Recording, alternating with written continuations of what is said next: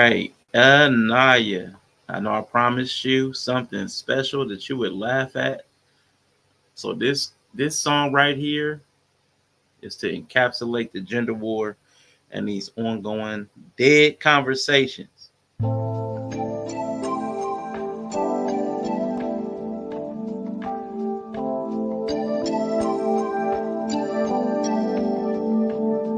Manosphere in this bitch, and you know we getting lit. Getting money, getting fit, till we lean this fucking rich. We ain't taking no shit, we ain't chasing no chick. If she wanna like this lit, better get in where she fit. If the chick don't fit, then that hoe gotta go. We are number 8 to 1, so I got a lot of more. They can do what they want, they can say what they say, but they can't stop the rain. Manosphere is here to stay. Just started this year, rocking with Ramilla Mir, one of the realest in the game, and this hustle off the chain. Yeah, we have our differences, but we all have those. But we have more things in common than the things that we oppose. Put the dough before the hoes, put yourself before the bros. Cop some real estate and gold, fuck the cars and the clothes. Shout out to MTR, that boy gon' be a star. If you think you need to see the piece he did with Shahrazad Ali, it was major, and the homie truly played his part. For me, shit like that is hard. I'm too motherfucking scarred, but I'll never be this bar. Fuck this alpha law, I'm the truth. And my little bro, Steph is cold, doing it for the youth. If you wanna stay the same, then just make one more excuse. I remember when he started, now your homie got the juice. Told him let the haters hate, that's a sign of your success. Finally gave y'all what y'all want, BOA,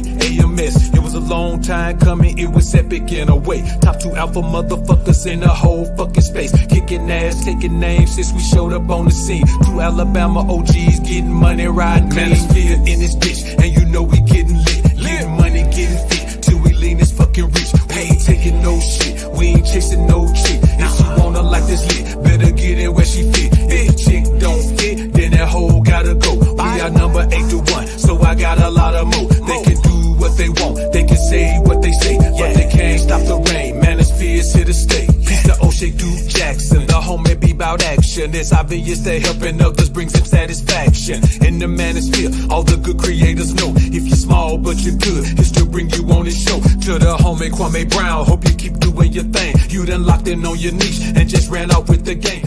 Sprinkle, sprinkle. If you want a woman to bring something to the table, go to IHOP.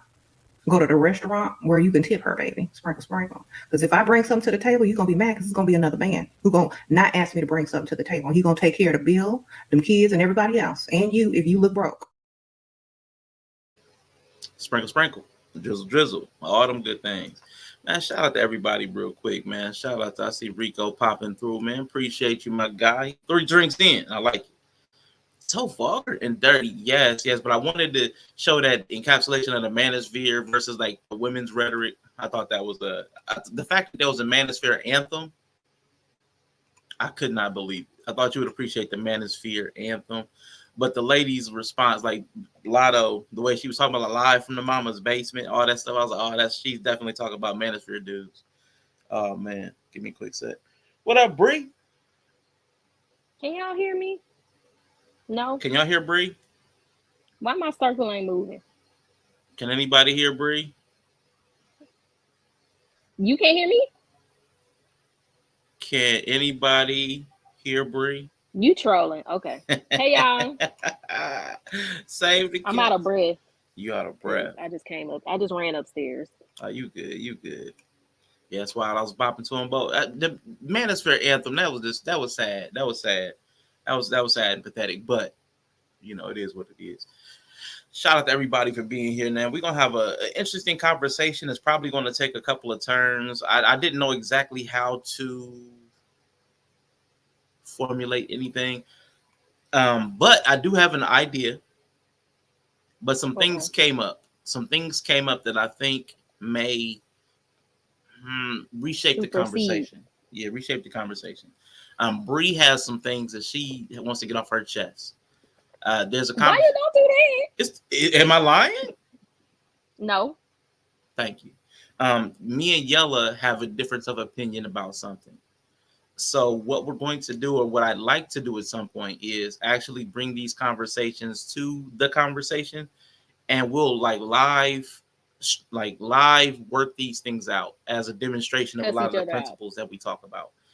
Because there's some principles I've identified to show you all because I do believe that the people that do come here want to receive some sort of value other than just hearing some people talk back and forth. A lot of these conversations are dead because we don't learn anything from them. We don't grow from them. So I did put some stuff together previous, like a couple of my other ones where I had some slides. I've got some slides and some concepts that will help people if they care to. But Well, why are you saying it like that? I mean, because it's the thing, like the whole thumbnail, the Talking Dead. We've had the same conversation for 3 years in a lot of spaces. A lot of spaces, the conversation is the exact same. Like the language hasn't even evolved. The concepts have not evolved. The people have not evolved. So it's like a lot of people I feel like are the Talking Dead. There's zombies walking through these, like talking through these conversations. So just know I didn't do it this time. Now you didn't do it. No, it's definitely not your fault. He threw up an M sign. Yeah, manosphere. Manosphere in Anaya this in bitch. Yeah. Oh, So in yellow. you. Sorry. Oh, you good. So I don't know where I want to start because I know yellow's gonna be back. So I might want to start here.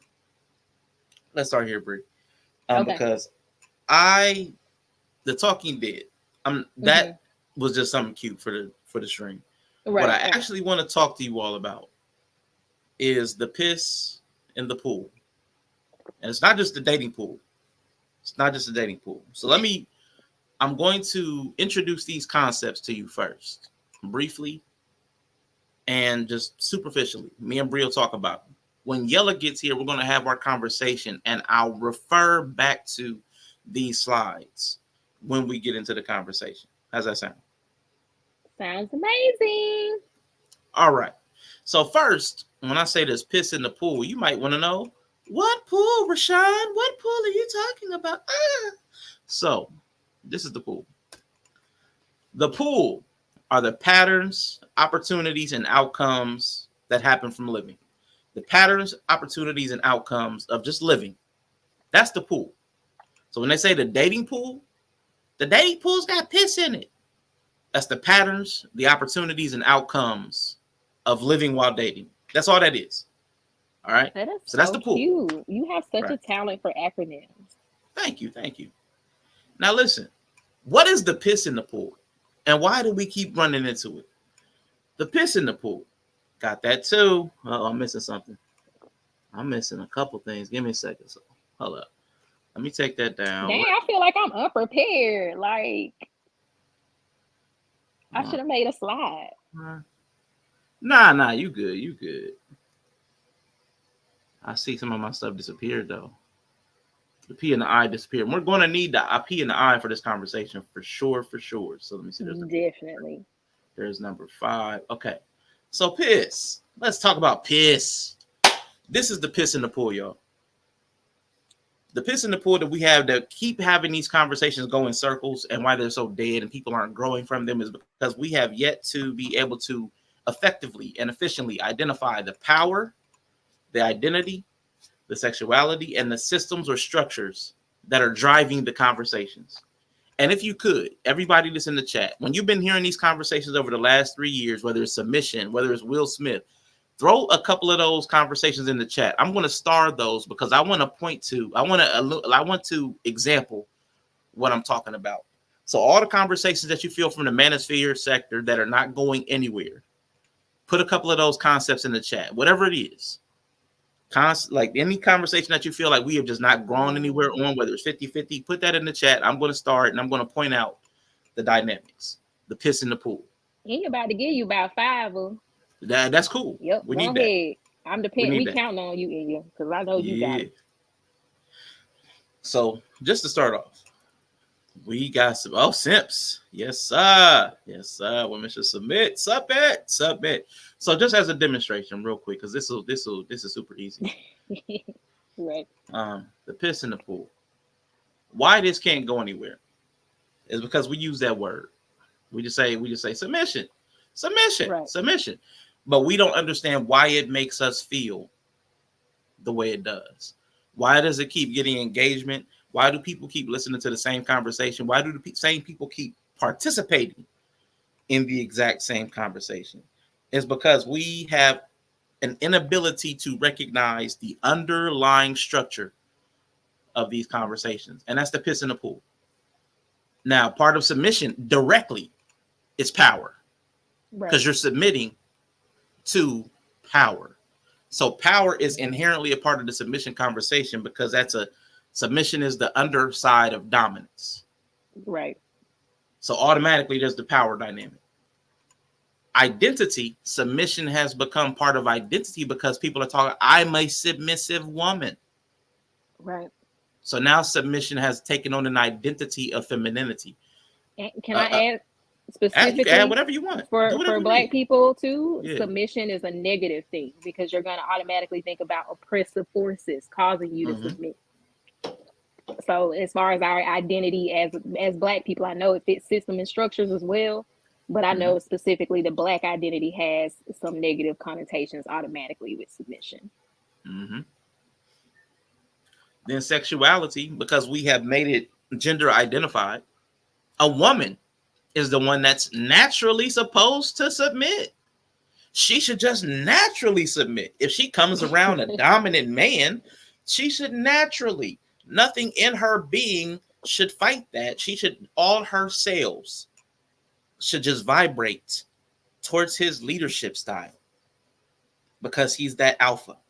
That sounded really sexual.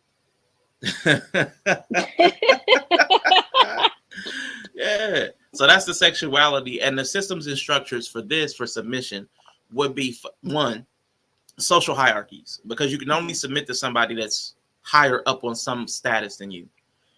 Two, we have the church structure, because a lot of people that get that language of submission come out of the church structure of using the Bible to shame women into submitting, when the Bible specifically talks about wives. So the Bible actually provides a structure for submission and what it should look like, but they abandon that structure, which is why this has turned into piss. Right. They can't identify the power dynamics. They over-identify with something that should be outside of themselves. It should be a trait and not their identity. They sexualize submission as if men don't submit, and then they abandon the very structures that they use to justify submission in the first place. So that's just the first one. But that's how we end up with piss in the pool. Ate them up. That was good. Yeah. So that's what we're going to be. That's what we need to be able to do in any concept, and that's why these conversations stick around. And we're going to come back to the list. I've got those starred, and we're going to come back to it. But we got Yellow here, and I'm going to go through this real quick. I was gonna say, it makes the conversations confusing too, because you can have the same conversation on all of those levels, and we never they also don't identify what level they're talking about. Absolutely. Ever. Absolutely. They're like, so are you talking about sexually submissive, like identity? Like, you're not even talking about where are we talking about. So it just gets confusing, because then you got 10 people up there, one person arguing submissive sexuality, the other person arguing identity, the other person, and none of them realize they ain't even talking about the same thing. Yes. And that's why the conversations end up going nowhere, because we can't even identify which zone we're trying to speak from, or two. Sometimes you're trying to speak from one zone to another zone. I'm speaking from a place of authority and power to somebody's sexuality, but I can't identify that because I don't even have any conceptual grasp of what I'm trying to accomplish. So that and this will help us, I think, identify. And again, I want to say, the people that you listen to, the people that you allow to speak into you, the people that you allow to influence you, teach you, whatever, if they do not help you identify the piss in the pool, or teach you how to poop in the pool, which we're going to get to, then they have no business being in your life. They should not be the people that you have around you to influence you, to pour into you, because if they're not helping you to mitigate harm, to figure out how things like this, stop yourself from being harmed, or to help you build and prepare and heal and fix, they're probably not useful. So I mean, you just need to identify people who are useful in one domain or not, because we have a lot of people who are just talking dead. They're speaking death. We're just walking in circles around these same conversations and not getting anywhere at all, just waiting to be reanimated. So we don't want to be that. We don't want to be zombies. We don't want to be conversation zombies. But what's up, Yellow? Welcome back, bro. How you feel? Good. Okay, stand this He's stuff. so Okay, stand this dramatic. stuff. But yeah, listen. Let's go into the piss real quick. What I said, I want to go into the concept just a little bit. I gave you all a demonstration of what it looks like, but I'm gonna go into each of the piss principles. Then we'll get into our conversation, and then we'll come back to it in a deeper way if we need to, because the conversation may go sideways. But piss starts with power, y'all. Power, it's the ability or lack of to make things happen the way you want them to. The degree to which your choice holds influence over everyone else's plans and feelings is how much power you have. Power can come from many areas of life, such as money, status, knowledge, ability, access. Power, or the lack of, is neutral. It's not good or bad. It's a state that you exist in.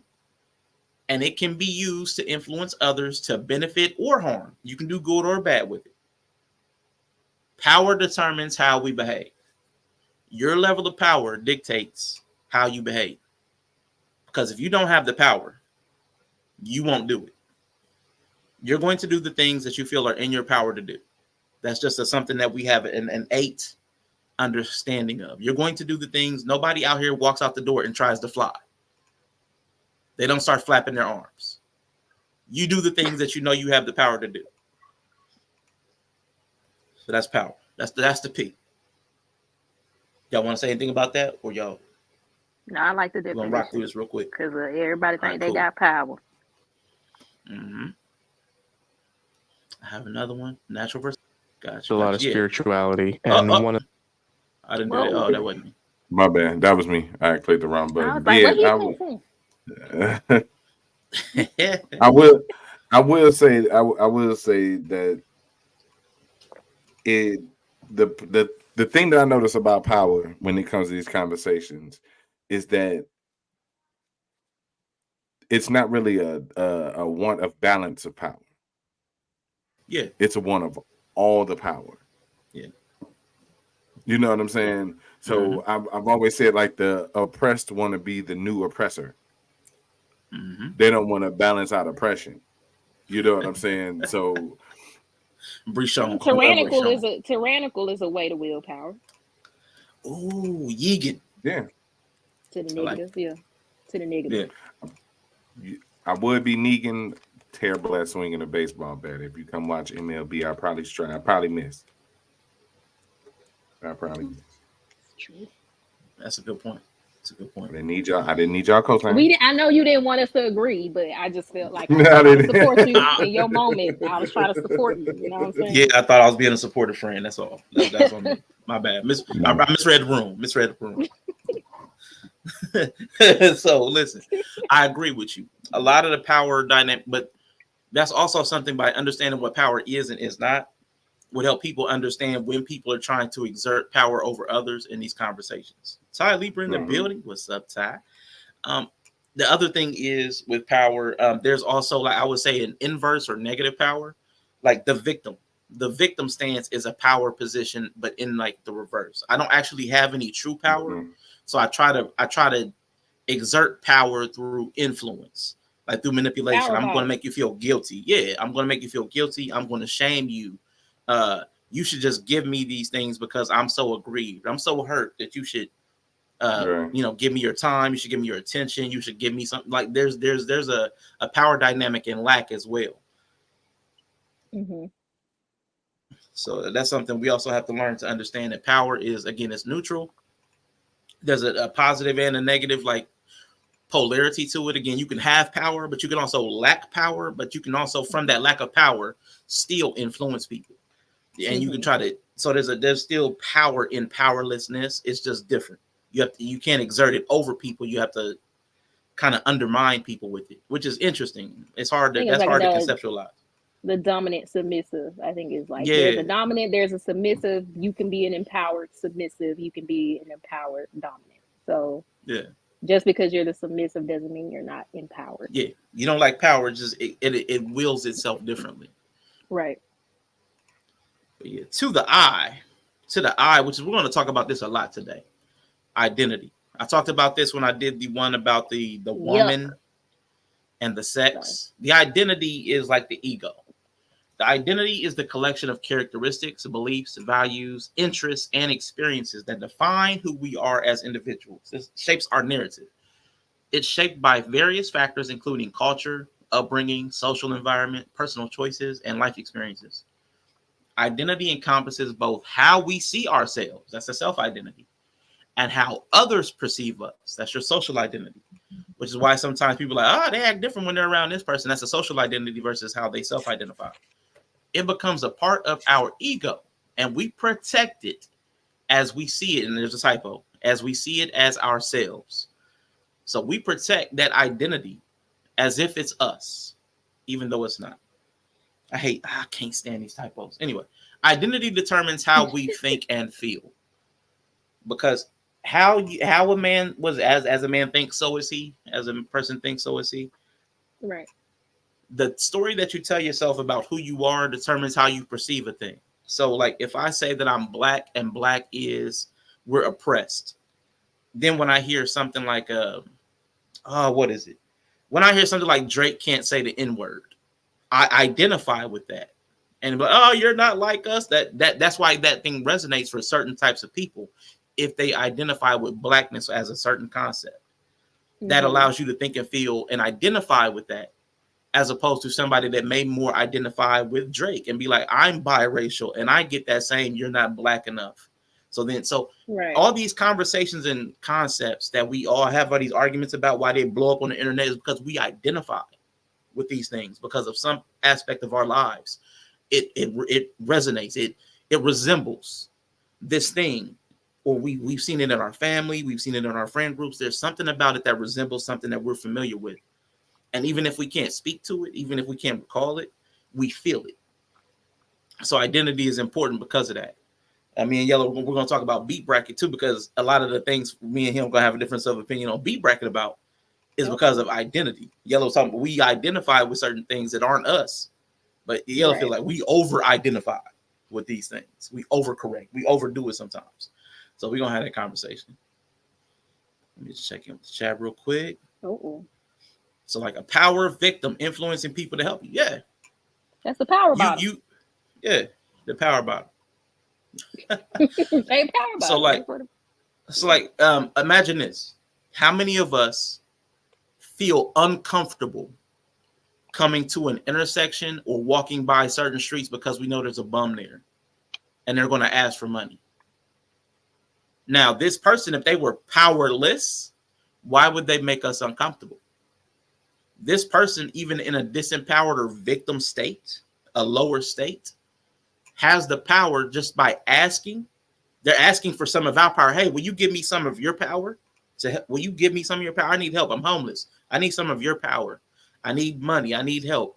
They're asking for some of your power, but they're still making you uncomfortable.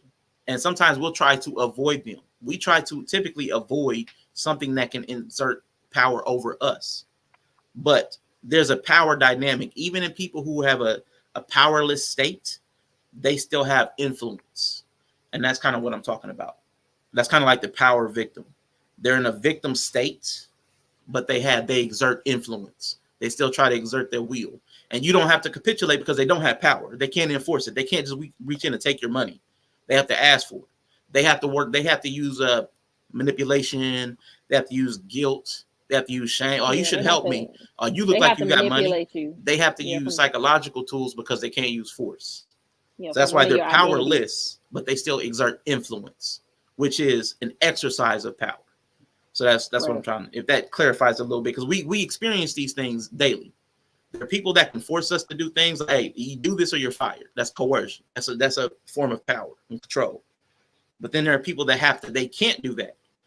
They have nothing over you. There's no leverage they can employ.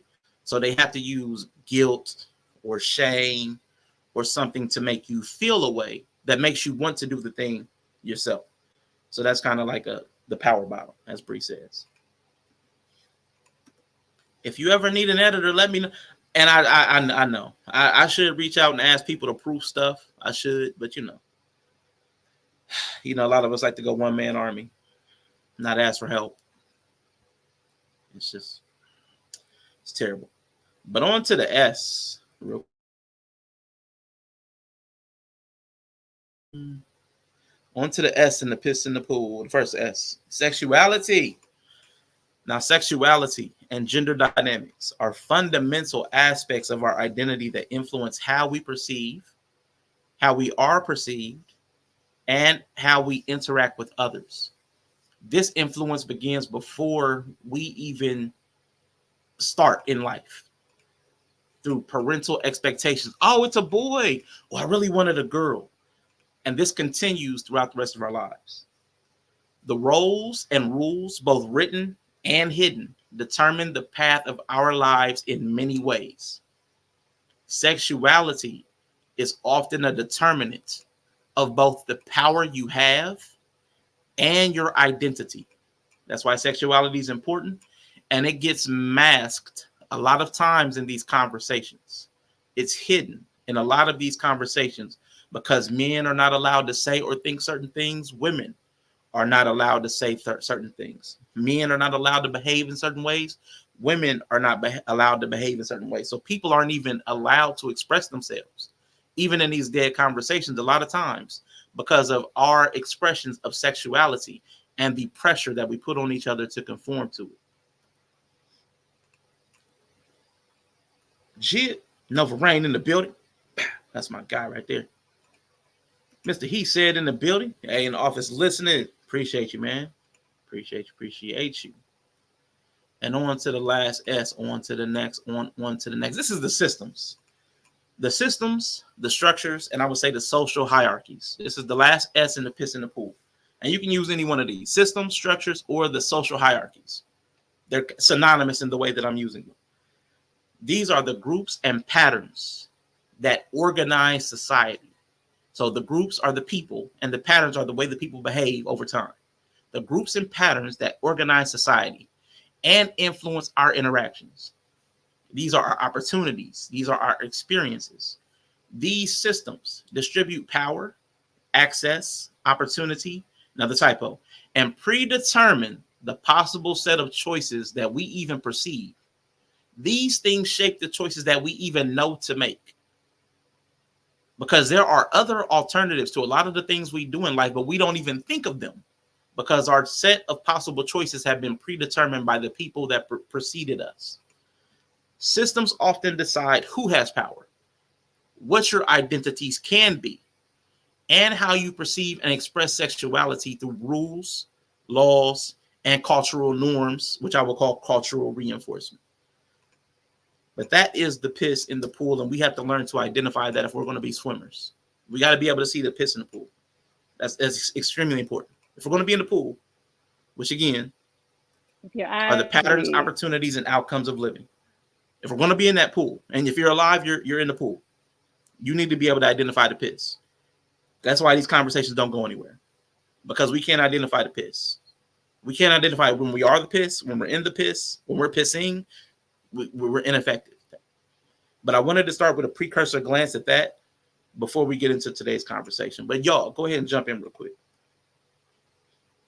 I was gonna say that's why your eyes. Why is the pool so warm? Because it's pee in the pool. Don't your eyes get red? This is kind of warm. Breathe. Hold on, I'm sorry. Can you hear me? Yella can hear me. Okay. Rashawn can't hear me. Can you hear me now? It's me. It's me. My headphones go out every now and then. I'm not sure why. Oh, okay. You can hear me now? But I'm back. Can you hear me though? Yeah, I can hear you now. Go ahead. Oh, okay. Good. I was like, I don't think Rashawn can hear me. But no, I was just saying that's why your eyes are red, because the pool has piss in it. That's all I had to add. But no, that's really, really good. I think I'm trying not to go on a tangent. But yes, I think that's really good. Go on a tangent. No, I don't have it yet. I'm not ready to go on it yet. Okay. When you're ready, give us the tangent. I think it's going to roll into what we're going to talk about. But I think most people argue just with a purely emotional standpoint. Yes. And not emotional doesn't mean like outwardly emoting. Just like it's very emotionally based how people usually argue. Not based on, I don't know. It's just, they just fly off. It's usually related to one of the letters you just mentioned, but I don't think they're reacting. They're reacting from one of those places, but they're not cognizant of it. I'm with you. Definitely with you. All right. So, having looked at that and what the piss in the pool is, and we're going to go over what the poop in the pool is too, because I need y'all to. I would like us to learn to poop in the pool. I know that sounds weird, but it'll be rememberable. Pissing and pooping in the pool, that's going to stick with you. But the concepts will make sense. So there are a couple conversations I want to use as like entry points for us to have a conversation that's relevant to us, like up here on the panel, a conversation that's relevant to us that you may also see these principles play out in. And also, again, we got some stuff to talk about. But I want to introduce y'all to what these topics are. So under power, me and Yellow were having a conversation. About beat bracket. So I want to bring in some of the concepts that have come up from beat bracket itself. And there are about 4 of them. 2 under power, 2 under identity. And it'll help us, again, demonstrate these concepts, but also work out something that either we're interested in talking about or we need to talk about and figure it out anyway. So hopefully that's okay. I think Yellow roll with the punches if we, it'd be cool. And then Bree, I know she's down. So the first one, I know this was a trigger point for Bree, so I'm gonna set Bree off first. The first one under power. We talked about power. Bree was having this problem on beat bracket, and we were talking about certain people are too rich to beef. Too rich to beef.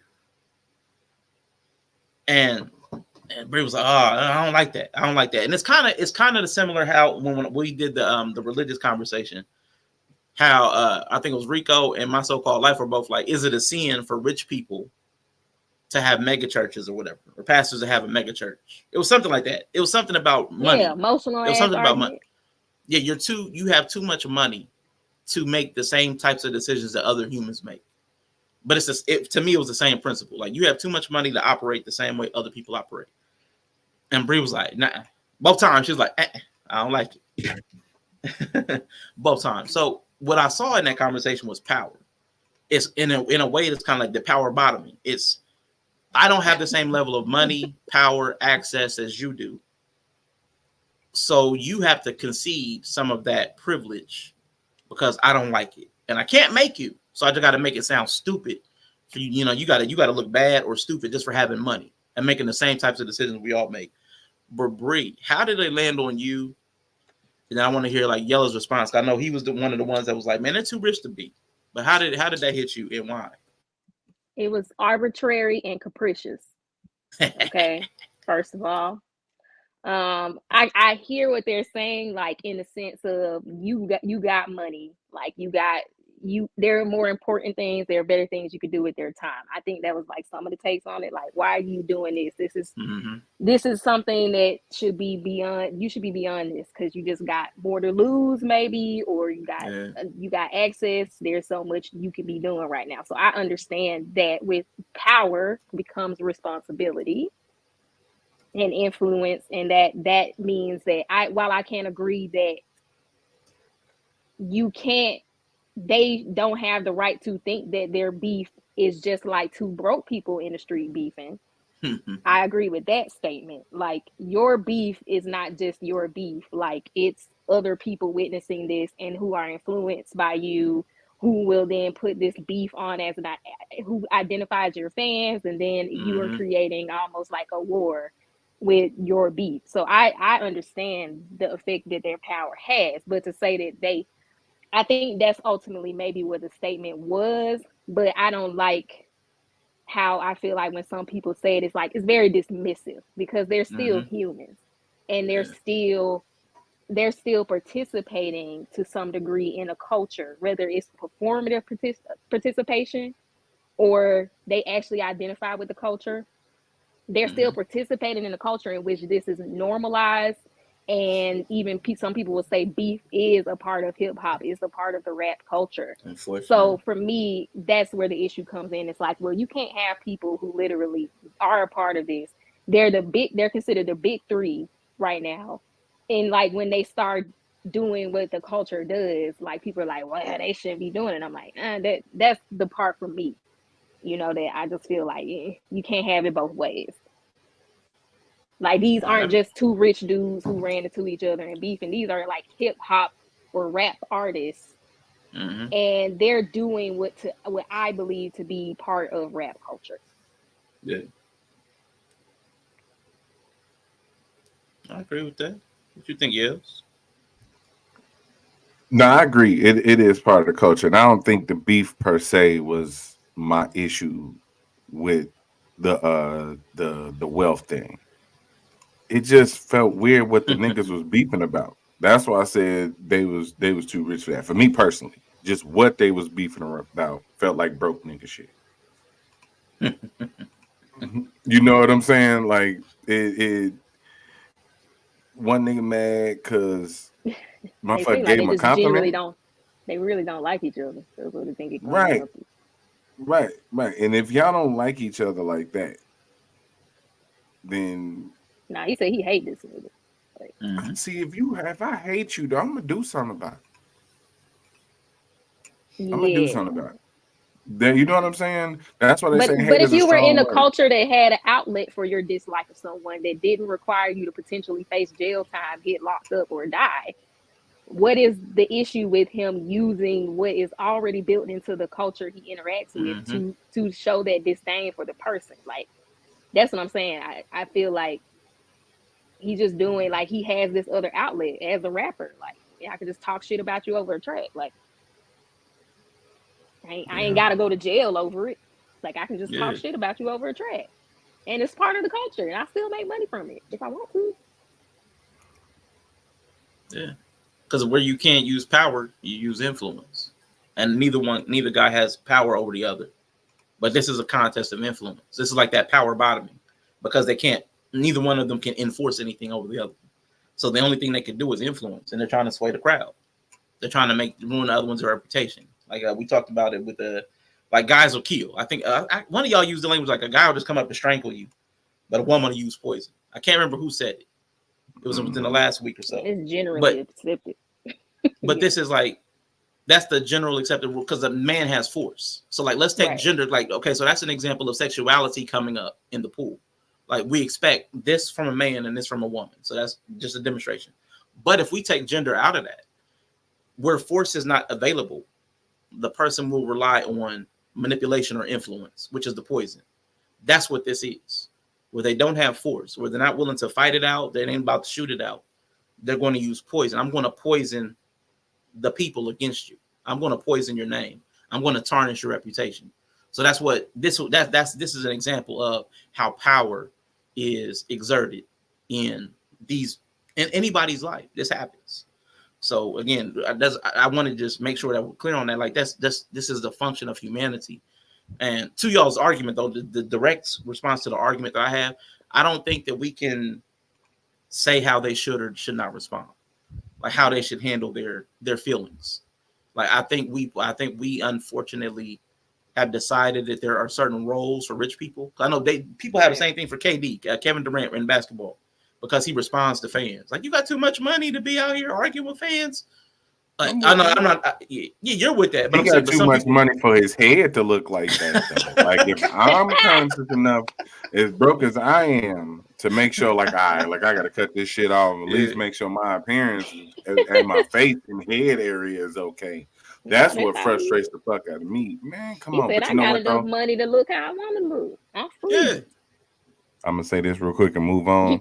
There's this thing though. If the nigga got good hair or waves, he probably ass at basketball. So don't trust him. Like find Wow, me. colorism. No, I'm just saying. Look at the greats, light skin or not. Look at the greats.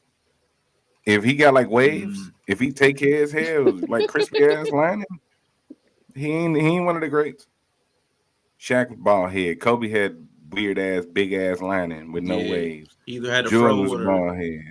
He said, I Mm-hmm. ain't got time to worry about hair care. Right. LeBron had waves for a minute. He definitely LeBron did ain't that. No, never LeBron's LeBron. He had waves for a minute. He had a bad hairline though, I was but he gonna couldn't say the That's help it. what That I'm was saying. hairline. genetic. He's That was he's genetic. missing the Been on the combo. struggle. It's been on the struggle since day one, since rookie year. That's what the headband was for. And Yeah, he been on the can struggle. I want to address, like, first of all, I don't think Drake has ever tried to say he's a gangster. So I also Yeah. feel like that's dismissive too, to be like they're not gangsters, so they can't argue. They never said they was gangsters, and it's plenty of Mm-hmm. people who ain't gangsters who be arguing and fighting. Okay, so I also feel like that's dismissive. And then people issue with this whole thing of projecting a standard onto people that they don't have and have never shown you to carry Mm-hmm. themselves with.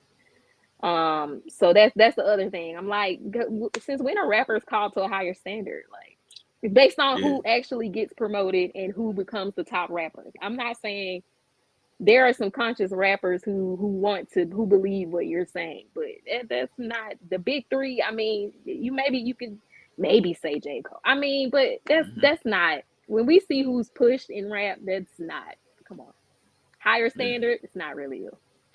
Yeah. And see, this goes back to the last S in the PIS, the system structures and social hierarchies. So they're called to a higher standard. That's a hierarchy. Hierarchy. It's like that we're in the same. These are part of the conversations that we don't even like recognize a lot of times. It's like class. Class is another hierarchy. So Yeah, we're but that's saying not that the people highest who hierarchy of yeah, rap. there's more than one hierarchy in life. Right. We just can't because they're invisible, so they can be all over the place. People who have money do not act out because it's below their standards. Like, but who says that? Who Not says for some people with niggas. money?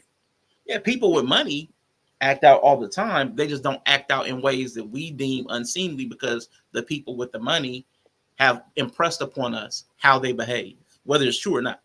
Because we can see examples of people in every class and every economic level, even old money, that do all kinds of messed up stuff. And I was gonna All say kinds of that's messed up stuff. also actually more so affluent culture. And then I think Yeah. it's kind of crazy to say that we have money acting ghetto in mansions when we're talking about rappers. Yeah, Yeah. they Like act like that's they weird to ghetto me. niggas in But he said mansions. new money. Yeah, Yeah, he said new That's money. what I'm But saying. But then that's like we're talking about rappers though. Like yeah, you're yeah, like historically rappers was niggas who came from the ghetto who got money. So yeah. like it's also then weird to be like they're acting ghetto in the mansion They're house. acting like Like how they are. they acting like They're how they are. people with poor, like people that have like a certain upbringing that don't value money, that don't value class, our understandings of class, and now are put into a new echelon as far as finances, but it doesn't change the way they've been groomed. Their patterns of behaving are Yeah, totally different. So that's yeah. New again, money, that's but just also you got to distinct like new money from like who are we talking about? Like if there's right. some people Because who knew money who didn't get it from being niggas from the hood right, who right, came up from because they was niggas from the hood. Like right. there's new money who don't act ghetto, but I'm just like it's weird to me to say that about rappers specifically, not new money, Yeah, rappers. I get right, you. and both these niggas done had money for a minute, so Yeah, I don't know how new they money gonna have to keep being for them to Well, be a certain way. they You technically know but what new I'm money saying? because it's first yeah, generation money. yeah, It's first first generation wealth. generation Yeah, money. they got it Yeah, Yeah, as opposed yeah, to yeah. inheriting it from a family member. You know what I'm saying? So that's that's what. old money. Yeah, Yeah, Okay, all right, cool, yeah, cool, yeah. cool. So yeah, yeah. I look at it like this, right? Mm-hmm. Just from my standpoint with the whole wealth thing, because I understand I was actually one of the people who was like, wealth, being wealthy is not a sin. Having wealth Right. is not a sin, Right. right? The actions, I guess, would dictate how you use that power, right? But just with them, it just felt awkward because they ain't that. They ain't, like you said, they ain't gangster. Yeah. Like I think that's me. That's me personally. I'm tired of people who really ain't about to do shit yapping so fucking much. But Cause guess like, what? But guess what? Cause guess what though? Nothing neither one of them niggas said was gonna change anything. but they make their Like money there's from yapping. no, I get that. I get that. I get that. I'm not talking about the actual. I'm not talking about the actual action. They can do what they want. You know what I'm saying? But from the person who's observing it and listening to it, that's my disposition. I wish it could have been better. I'm not saying rich niggas can't beef shit. Jay-Z and Nas was rich when they was beefing. You know what I'm saying? It's the reason why these artists go down as legends in the beef sector because they beef. They rich, but it just felt awkward. It just felt awkward, and maybe it's kind of in line with the It's an conversation we identity having thing today. Yeah, yeah. It turned for into an you. identity thing. Yeah, because it got far away from the lyrics. Because y'all can't tell me that them songs was actually like greatest rap beef songs. We did the bracket right after that. None of them songs made it, But I don't think and nobody was anybody. Did you like, even put them? and You when didn't even put nobody them on the had, bracket. they wasn't But even they on the wasn't on bracket, the and when bracket. nobody But shaking their also, fist at them being, hold on, when nobody shaking their fist at them not being up there either. Nobody came in, and this a fresh beef. yeah, Nobody I came in thought the comments like, well, why ain't none of the fucking things on here? I know because I you thought ain't you was looking at talking me about like this. that. I I'm talking thought it about was just like you were seriously. You revisiting always got a old problem beef. with something. I'm talking about seriously. You having an issue ain't motherfuckers coming here flipping over tables. Like, we know how people act during beat bracket when a song that should be there ain't there, and it obviously need to be there. We ain't see none I of that. Nobody misunderstood mentioned what it. you were trying to do, I think. Because I just assumed that you were doing it off the back of their beef and you didn't put Yeah, them I up mean, there. So yeah. I'm like, he's just revisiting past beefs. I just saw it as a past beef bracket. Like not like not as of today. Like, But it's all time because that's why Chris Brown's uh oh, verse was well, up I there. would have said not like us should have been up there then. I don't know. I mean, you know what I'm saying? I mean, I some people I think it's just like not gonna be their Yeah. style, especially some people who are old heads or prefer gangster raps or prefer a certain style. Like that's my whole thing. Like But to I like all hip say, hop. I like all hip hop though. but I think it's a little dismissive when it's all kind of people losing their mind about it on Twitter. People are talking about it, getting their life off Yeah. this beef. Like so, even if Because it's not okay, so I cohesive, get that. But Mhm. it's also a byproduct of where we're at. Here's how this works. No matter what Kendrick said, he was saying it about Drake, which means everybody was gonna like it. First of all, these are two likable rappers. These are two rappers with big yeah, I'm fan about to bases. say, yeah. Okay, so that's one. These are two rappers. That's why they're the big three. This ain't one of the Yeah, niggas in the big three and somebody on the come up. These are two people with All very right. established fan bases, right? So right. just like Beyonce, just like any other artist nowadays, because people are more stan than fan, no matter what Kendrick put out, along with no matter what Drake put out, it was gonna be fire to their fucking people who like them. It's But going to. even That's how they work. Hold but on, Some even hold people on. that on Before Twitter, identify. they've come to a consensus that most exactly. people would say Kendrick won. I'm Most sorry. people who agree with how Kendrick thinking more than likely don't like Drake. If we talking about just songs, this was a wash at best. I Nothing didn't really follow stood that. out. There might be if we going head to head, it might be okay. This song was a little better, but my thing is this: the hoopla and the panty throwing is for like, oh my god, he came out the gate and he just destroyed. It was a battle. It was what it was. But guess what? I promise you, nobody's going to be going back to listening to none of that shit in like a year or so. I mean, I'm not saying that that's not valid. I'm not. No one's. I haven't heard anyone argue that any of the songs are the greatest song of all time. I think you're superimposing a standard over this battle and dismissing it based off a standard that no one who's actually like looking at the battle is Mm-hmm. saying. That's my Okay, whole issue with it because I'm following it right, very closely. I'm getting my whole like right. the comments you're using to judge it are not. I Mhm. haven't heard anybody, most people talking about this battle using those terms. Like most people still say Tupac's. Like I've even said that like that's the best diss track of all times. I don't think anybody's looking at this saying this is the best diss track of all times. I haven't heard that. I haven't Mm-hmm. heard anything of what you're saying. Okay, so I have. You know what I'm saying? I have. And it's not, oh my God, it's the greatest of all time. It's number one, but they're considering it one of the better ones. And Yeah, that's why I'm like, it could be a good one. We had a bunch of good ones. It's a yeah. bunch of good ones. But to talk about it's one of the better ones I think they are was not like us was a is up there. reach. Based off what I heard the other day, Mm. I'm just like you come up with an opinion. I hadn't heard a lot And of diss tracks. right. I heard a bunch of Mhm. them the other day from what you was playing it, and I would at least say I'm not. They've dropped 6 songs. I'm only saying one song out of all of them has the potential to go down as when you look back at it. One of the like if you're not gonna say like most impactful or cause all of this disruption, like the stream numbers are even showing that song in particular. The other songs were not getting played like that. They're not getting played in clubs like that. Most people weren't streaming it like these are one and done. But that one in particular, I think will go down as one of the best ones. I do think when they look back on it historically, they will say that one in particular. That's just Yeah, me. that could be subjective. Yeah, no, I'm saying that, and that's fine. Like I'm okay with that level of like subjectivity. Yeah. Like I am, but I also see that the engine that was pulling this beef wasn't necessarily the songs or the lyrics. Oh, but no, It was it's a it new was day and the age. So it was what the mess. drives Yeah, yeah, anything yeah, is yeah. It gonna was the be bullshit. different. Right. It was the Yeah, bullshit. yeah. You know what I'm saying? It's That's the age funny. of Second TikTok best. and Twitter though. So what Right. determines So greatness I now is different, I right. think. Yeah. Right. But here's the thing. It can't be all the old heads or the purists feel a certain type of way about hip hop. This is why I was talking about music in general. You know what I'm saying? If it sound bad, we also try to find excuses why shit sound bad. Is basically what I'm trying to get at. Like we try to excuse why the quality of something could be subpar if we understand that music is about high quality.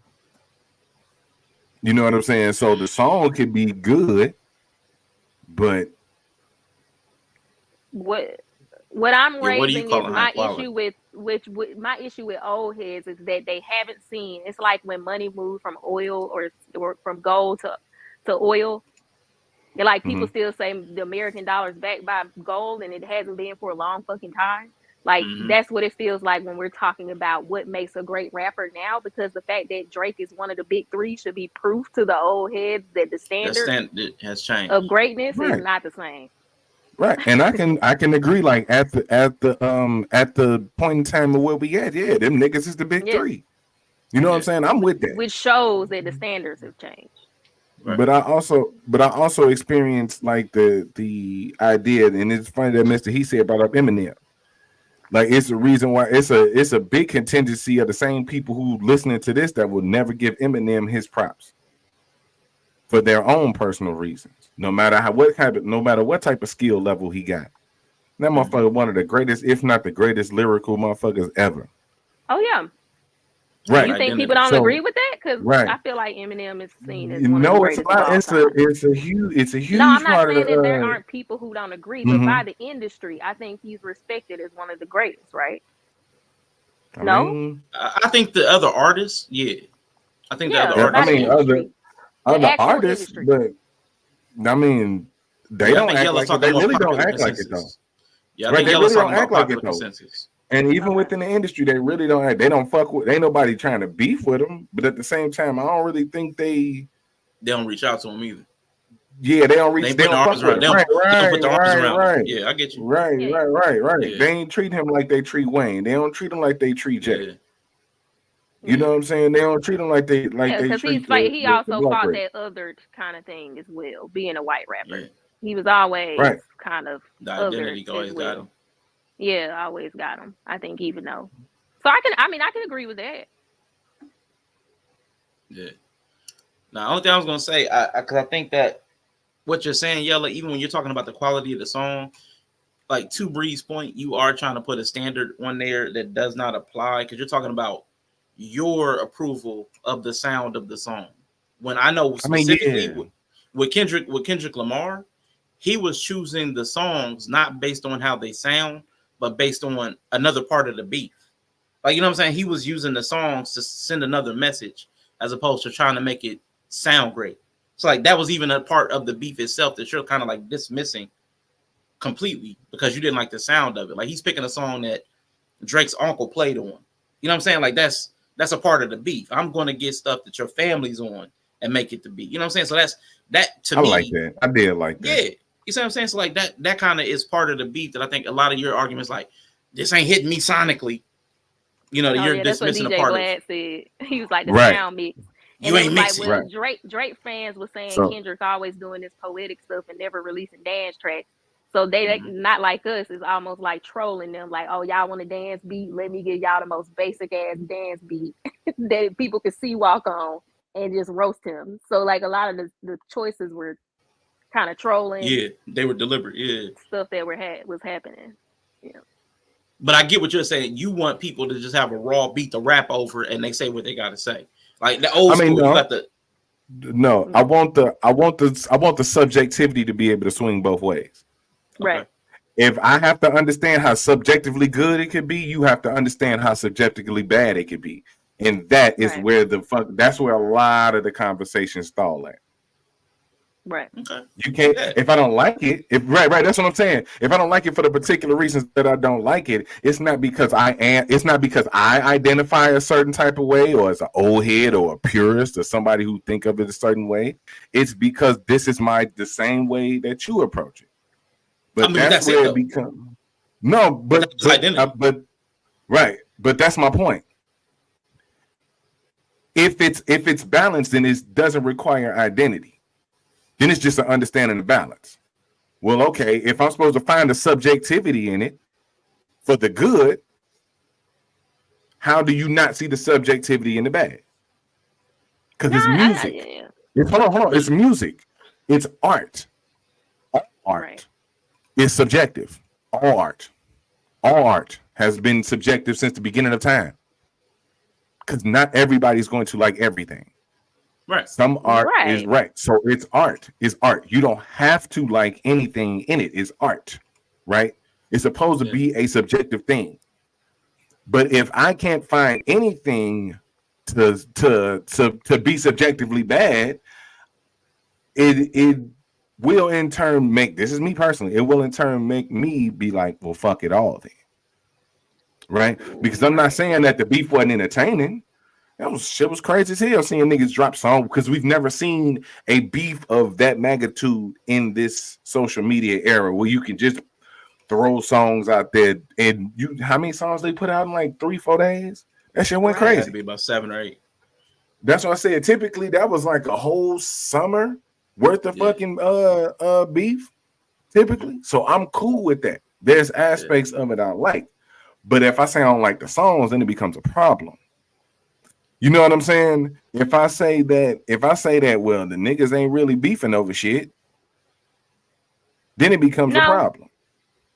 I want to No, interject that that was never my issue with the statement. I know you're not saying it's me, but I wanted to clarify because it'd be taken that way. No, I think the statement you made before that was basically why people are calling it one of the best beefs, because of, like you said, in this age of rap, like this is new, like nothing like this ain't been seen.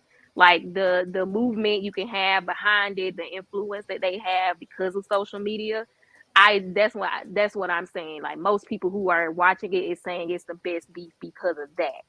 And I think some people, not necessarily you, hearing you say it, you understand why it's historical or why it's a big deal.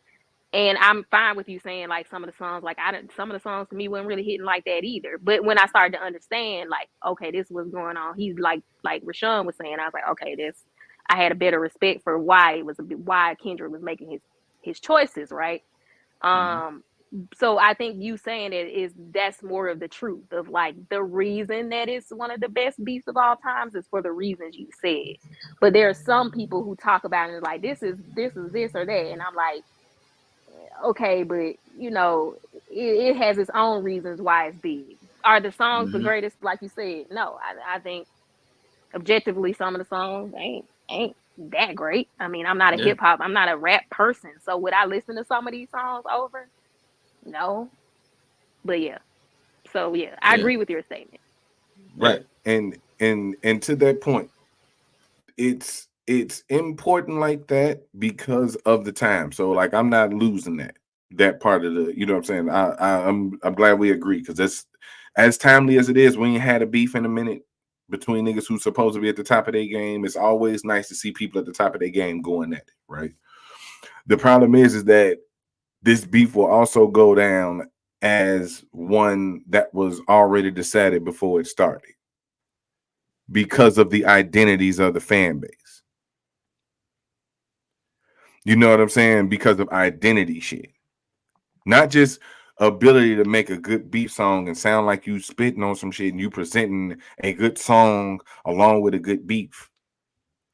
You got it to where people just be like, "Oh my God, Drake can't say nigga. He is right on it. Oh my God, he said Drake shouldn't say nigga because he was born in Canada." Well, that's not a great bar. That's just an identity problem.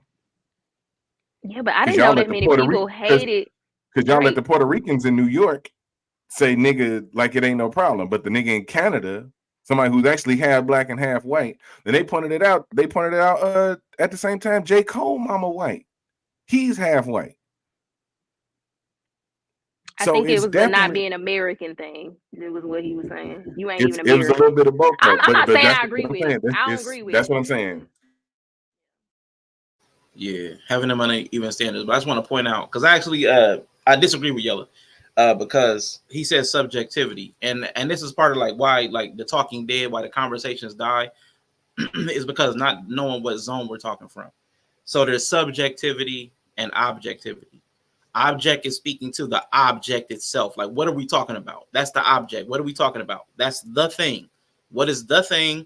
Can we observe it? Can we analyze it? Can we all critique it? That's the object. Then there's the subject. The subject is the observer. The subject is why we say it's all subjective. It's all relative to the subject, which means however I perceive it, however I perceive the object determines the reality. So that's why what we're talking about, it shifts. But that's why identity is important, because identity is subjective. And pulling up identity again, your identity is subjective to your beliefs, your characteristics, your values, your interests. So if you're interested in Drake or if you're interested in Kendrick Lamar, that's going to shape which song you more identify with and like more, regardless of the quality of it. So when we're talking about subjectivity, that is an identity issue, like very much so. Identity is how you identify. That's the subject. Identify, your identity, subject, that's all the same. Objective, the object, objectivity. The object that we can qualitatively measure certain things. Was it mixed properly? Did it have a certain, did he rap on the beat? Did he rap off beat intentionally? Like, there are things you can kind of measure and judge based on certain criteria. Is this proper for the genre that we're in? All that stuff can be looked at. But because it's a rap beef, and a lot of those things that he went against objective standards for were for a subjective reason, I can judge the beef differently than Yella is, because he's trying to, again, I say he's mixing subjective and objectivity in the wrong places. I think he's trying to put subjectivity where objectivity should be and objectivity where subjectivity. I think he's flip-flopping how the standard should be applied in this context. But again, that's where I differ with you. I'm absolutely not. And let me just say this. I'm absolutely not. Because what I specifically said was art is subjective. I didn't say everything is subjective. I said everything about art is subjective. Mm-hmm. And that's absolutely how you approach art, because there is no standard of art, which goes to the point of what you're saying, that there is no standard to absolutely present any type of art. But the view of that art is always going to be subjective. That's why no matter how good somebody can be, that can always go under the radar, because people just don't see them like that, or their opinions don't. The opinion from them don't really matter. So I didn't say everything, because everything about life ain't subjective. Everything about life ain't just open for interpretation. Some things are what they are. Some things should be approached with a certain standard. But music is not that. But it should be also judged that way too. It should be allowed, you should be allowed to judge it with such freedom as it is performed, as it is produced, as it is created, because it is an expression of freedom.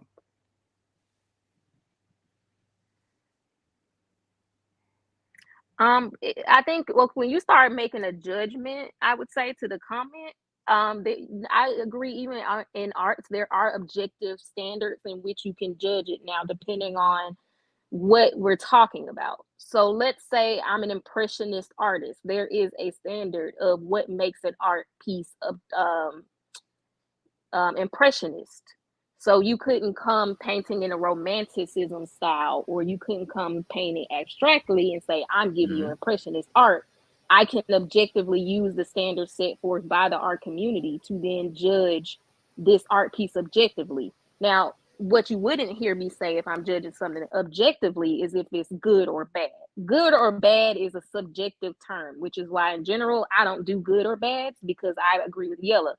So good or bad is subjective if we haven't established a standard. And most of the time, if there's a standard you're talking about, you're not even using good or bad, right? You're going to use correct, incorrect, guilty, not guilty.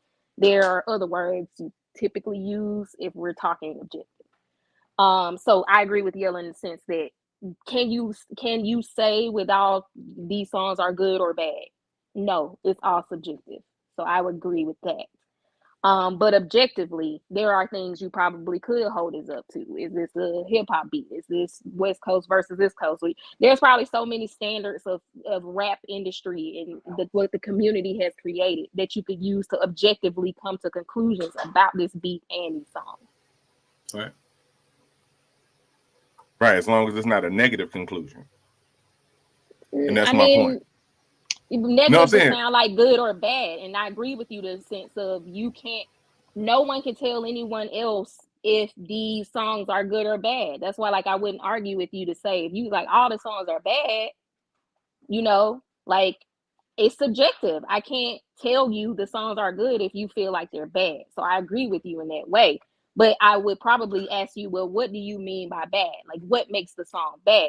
Right? And you may go into like, oh, the sound quality is trash, the mixing is trash, or the beat's too simple, it's ABC rap, it's mumble rap, right? Like, you could probably explain to me why you are saying it's bad, and what you would communicate to me are some objective things that generally in hip hop maybe are considered what makes a song good or bad, right? So that's what I would say, because there's some people who say the songs are trash. I mean, I don't. There are some people who, I'm not understanding why you feel like people are not allowed to say it's bad, because I've heard people say they don't like the song. I mean, because there has to be an identity attached to why you think it's bad as well. You can't have you know what I'm saying? You can't have the wide range of opinion about the song as the song has this wide range of freedom. Do you see what I'm saying? Like, I just need like a more firm statement to understand. Like how Mr. He said, if 9 out of 10 people say it sucks, is it subjective? I mean, you talking about 9 out of 10 people versus millions of people listening to it. I can't make any conclusion based off that. Well, if you're going to say 1 million people heard the song and 9 million of them said it sucked, like most people said Drake's response to Family Matters was trash. That's like across the board. Of course, there's Drake fans who are like, it's great because it's Drake. That's who Yella talking about. They identify as Drake fans. You right. It probably ain't gonna matter what he put out. Same with Kendrick fans. Ain't gonna matter what he say. They gonna be like, it's great. But most people agree that response was weak. Most people said it's weak. Even some of his fans was like, come on, Drake, you got to do better than that. So I need like more of a statement to understand what you mean.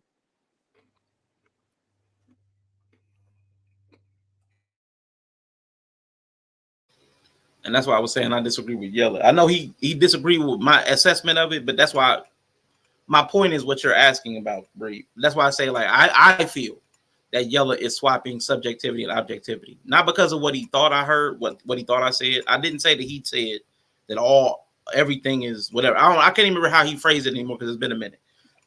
But I wasn't saying he said everything. But Yella's language is like, no, this is trash. People are overhyping it. So he's like dismissing everybody else's opinion of it because he's saying they identify with something. Like they're already in a camp, so their opinion kind of doesn't matter. And I understand that. If we're talking about the Drake stands and Kendrick stands, they already made a decision, and they're not going to be swayed.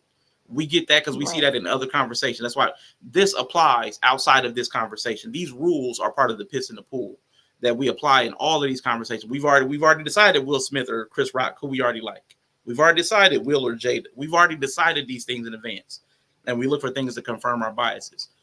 But there are other people who don't really care, and they're looking at the dynamics of power, or might be sexuality, or the structures like Bree talked about, impressionism versus romanticism.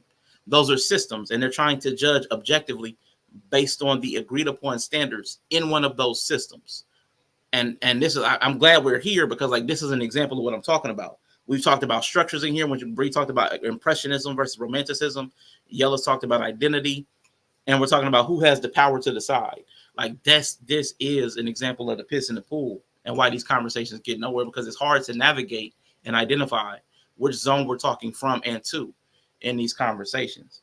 Now, to this conversation specifically, it's hard to be objective because I feel like Yella specifically, I feel like you're kind of anti. You're anti the group. Like I want to go against what everybody else is saying. It feels like that. I'm not saying that's the truth. I'm saying that's what I feel. What I feel, because everybody's talking about the objective, like what we have already predetermined in hip hop is acceptable for a rap beef. There is a grievance. There is a response. The personal attacks in the response are accepted as legitimate, as opposed to in a normal thing, it'll be like, why are they saying this stuff? The more personal it gets, that kind of raises the stakes of the beef. The quality and replayability of the song is a factor in the objective standard that we would judge it by, which is where I agree with you at. A lot of these songs don't have the replayability of a lot of the predecessors in beef history, but they still have a lot of the personal digs as much as they can. There's a lot of innuendo, but I think the problem is a lot of this stuff is so, I guess, meta, so baked into something that a lot of us just don't have access to unless we're deep fans and want to do a bunch of research. I think that's where I think for you, this loses a lot of credibility as beef because so much knowledge is required. You can't just listen to it and hear all the person's the grievances with the other person. You've got to go find some kind of breakdown, and you got to understand, why did they choose this beat that doesn't make any sense, and why are they rhyming in this accent? Like none of this. No person could just pick this song up and be like, I understand this beat. So I think that's kind of a part of where you're judging it from. This, in this conversation. Very TikTok curated beef. So like I don't understand. It's a lot of presumption on how I'm interpreting this beef. Like the fact that I wouldn't notice the nuance of certain songs. I wouldn't know it offhand, but I wouldn't get mad if that was the thing. Like, oh, okay, that was cool. The problem I'm having is if I say the songs didn't stand up to us reacting to how we doing, like I get what we saying. I get all of that. This was made off a lot of identifying of a certain particular side. You either identified as a fan of each side, or you identified with the theory that each one of them was pulling on, whether it was the Drake can't say black, Kendrick beating on his wife, Drake a pedophile. It was just how cute can I say some shit? And it landed hard. It didn't really like, I guess people just needed something. Like people needed something. Nothing was checked off on the calendar. You know, we got the calendar that had been going for a couple of years. It always gets stamped for something for the month. We didn't have nothing this month. We didn't have nothing for April. We didn't have nothing for April, but we needed something. Folks needed to grab on to something. Because to Bree's point, if it's an art that falls under a certain category, like hip hop, right, then we should be able to also hold it to the hip hop standard as well of being a good hip hop song. You know what I'm saying? I don't. That's my point. It can't just be that, man, the songs just didn't hit with me. I have to not appreciate it from this side. I got to not understand the nuance. I got to not understand the time. I can understand all of that. But if it don't land with me, there's something wrong. There's in turn always going to be something wrong with me now. where we're at now also in terms that if something don't land with you, it's something wrong with you. We had this conversation about the Beyonce album a couple years ago, not the last one, but the one she dropped before. And Brie was like, it wasn't made for you. And do I not like music? Do I not have ears? Am I not a listener? Ain't I a person with ears? You know what I'm saying? Yeah, you know, truly, it marks that. Is she underwater for me, or is that just? No, she right. I get that. I get that. You heard that? What you say? Yeah. No, she was like from a marketing standpoint. I heard it at the end. You was underwater though. You was getting your okay, I'm back. Swallowed up. I got swallowed up. I'm about to go downstairs. I'll be good. Yeah. Kev got a point, but like the opposite of Kev's point also stands. Take It Home podcast in the building, man. Gotta make sure y'all check out. But I know you slapping your waist, but listen. Because it's not a definitive, because that's my entire point. I don't have a definitive stance on this because what? Because guess what? On the flip side, there's going to be something that I like that people ain't. Speaking to Chris Classic, that's just how wrestling is. Mm-hmm. There's a standard of wrestling that's known because that is an art.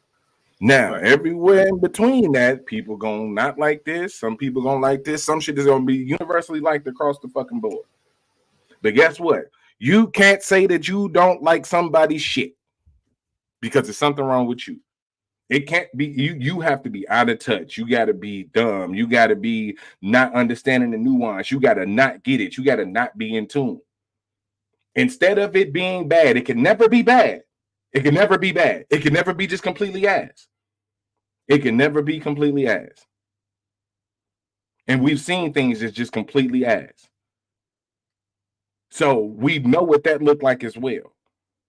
But if we need to feel a certain type of way about it, we'll find a way to not make it ass.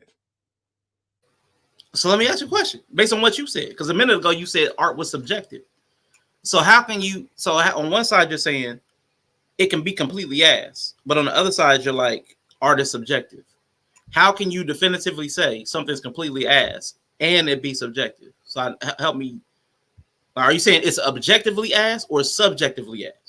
Because if you're saying it's objectively ass, Beyonce's album was not objectively ass, and his rap beef was not objectively ass. Neither of them were objectively ass.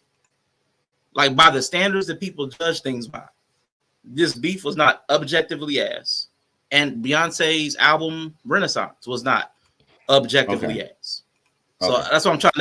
Because this is what I'm saying. This is what I'm saying. This is where when I said you're switching subjectivity and objectivity. I might be. Cool. I'm saying the thing I want to say though. Yeah. Obviously. Yeah. So right. So I'm saying the thing I want to say. Everything other than maybe subjective or objective, I could take that. Maybe I've been saying the wrong thing or saying it whatever. Cool. What I'm saying still stands. For whatever side it stands on, the freedom to be good is not the freedom to be the freedom allowed to be great is not as wide as the freedom to be criticized. The critic has less freedom than the person who, because if I'm taking this in, and that's the thing about it, there can't even be a fair criticism of it. There can't even be a balanced criticism of it because any criticism of it is going to land wrong because you can't necessarily criticize anything that people feel a certain type of way about. Because you're going to get this response, which is why I don't feel, Chris said it perfectly. You're not a hardcore fan, and I love wrestling more than I love music. And I'm not even a hardcore fan of that because of the approach of how people take it. It's watered down because more people are responding to what's being said instead of how it's being said, because how it was said was always the main part of rap. How it said, the flow. I get all that. I get the beat. That's cool too. But the words matter. The words are what matter. The words is what matter in the beef all the time. Right. You know what I'm saying? The words is what matter all the time. So if that's poorly delivered or haphazardly delivered, I wanted to use a different word. haphazardly delivered, then it does take down the quality. For me, it's not necessarily got to be, oh my God, I'm so out of touch. There's nothing deficient with my approach, because I also know that I'm speaking into a realm of judgment that people have picked sides long before they made these songs. People already feel like Drake's soft. They already feel like he a pedo. They already feel all of it. That's why I'm like, nothing was concerned. That's why I said he made the fucking Pusha T song over again. Beat the Gram is, oh my bad. Go ahead. I wanted to interject because my criticism, what you said when talking about out of touch, to be specific, I feel like my so-called life take is out of touch, just in case, because I'm the one who brought the conversation up.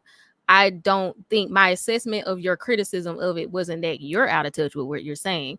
That was more so my criticism for people who say they ain't gangsters and so they can't really even be beefing. I would say they're out of touch.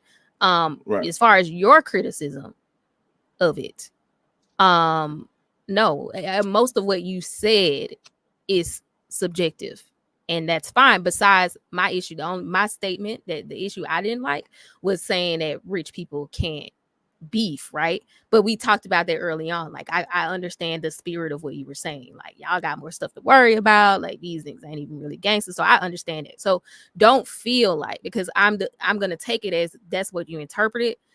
When I was giving that energy of some people are out of touch, I'm talking about old heads. I don't necessarily think you're an old head. I've sat on streams and listened to the music we listen to. We listen to a lot of the same stuff.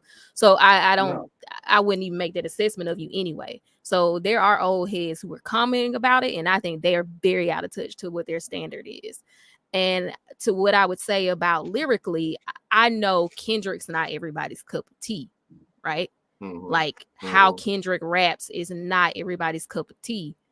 And so I also understand there's some people who gonna be like, I don't really care for how he raps and what he does or the artistry of Kendrick Lamar. And I think that that's also a fair statement.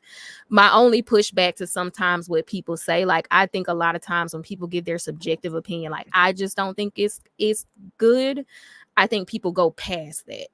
And then that's where I start to have issues with dismissiveness, not necessarily saying this is you, but you have all these people, some people who are fans of these people, some people who are not fans of these people like me. I don't really give a fuck about either one of them. I respect Kendrick's lyricism. He's won a Pulitzer Prize. Like that's impressive to me. I fuck with some of Drake's songs because you could bop to him. I like how he whatever. So I'm not really invested in either one of them, but so but if all these people are having this response to it, we've had a lot of beefs recently too. Like people are saying we ain't had nothing going on, but it's been like hella beefs before this. Like Nicki Minaj and Meg was beefing, Chris Brown and Quavo was beefing, shit. Future started the beef. Future, Rick Ross, The Weeknd. It's a whole bunch of people who was beefing. J. Cole had tapped in, tapped out. Kanye said something. Nobody gave a fuck. Like, nah. So like it's been a lot of beefs going on. So if all these people are having this response to this beef, and this is the one that has the fire that was able to be carried, I think that not necessarily with you, but sometimes when I hear people commenting, they're so dismissive of the experience of everybody else, just to bring the conversation out of necessarily this beef and back into some of my issues with Black people in particular. Like the reality of what a whole slew of fucking people are saying is often dismissed. And it's like, nah, because as somebody who has to deal with marketing, and someone who gets frustrated with marketing, and someone who is trying to understand that, like, I know it's a lot of people, like it's some people who got channels. My channel ain't big because people don't want to hear this, or the algorithm don't push me. Okay. We know people who say that, right? I have learned, okay, that's not true. If you have something people want to hear to some degree, you will get the results. So Absolutely. The fact that this is the beef that's blown up, the fact that it's got people like me and fucking Inya talking about it, and Rico, who said he ain't listen to one song, but he's invested in the beat. Karen Hunter with her old ass, who's like so pro Black, didn't start listening to the beef. Like, the church aunties listen to it, and I know that popularity and that viral thing irritates some people, and I can even feel that. Like, I get that too. It's like, it's not really a merit-based thing. It's just like, who can say the trendiest shit, who can get TikTok pushing them. So I understand that disdain for that as well. You know what I mean? So I think criticism of it is fine. But I just think that we also can't ignore that it's a lot of people who are just like, this is some crazy shit. Like, and this is a good beef for me. I'm looking at it as the beef good. The beef is good. Okay. It's filling. I'm enjoying it. It's delicious. Now, each song, we can get into that. But the beef itself as a whole collective experience, delicious. I'm enjoying it. Yeah. Yeah, I just found this channel that got monetized in a month. He only got like, he probably got like 15 videos. But it's just, it just is what it is. Like, if you're talking about what people want to talk about in a frequency that people want to talk about it in, like they'll be there.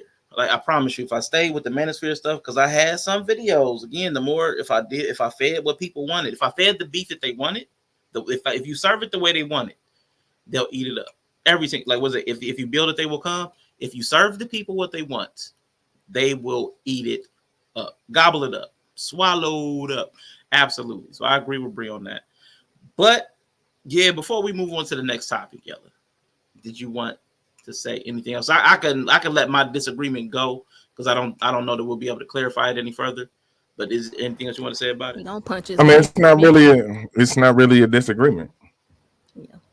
It's not. I mean, like I said, no, because at the end of the day, I know that I can't change that shit. So, like, that's what I'm saying. The reason I didn't like it is just because I didn't like the songs. You know what I'm saying? I don't identify with any of it. You know what I'm saying? Even to the point where they talking about some shit that would probably bother me on, like, the same way that people are reacting to it. Like, oh my God, he's so right. But then, like, you seeing a lot of colorism on the other side. Like, you seeing a lot of willing colorism on the other side.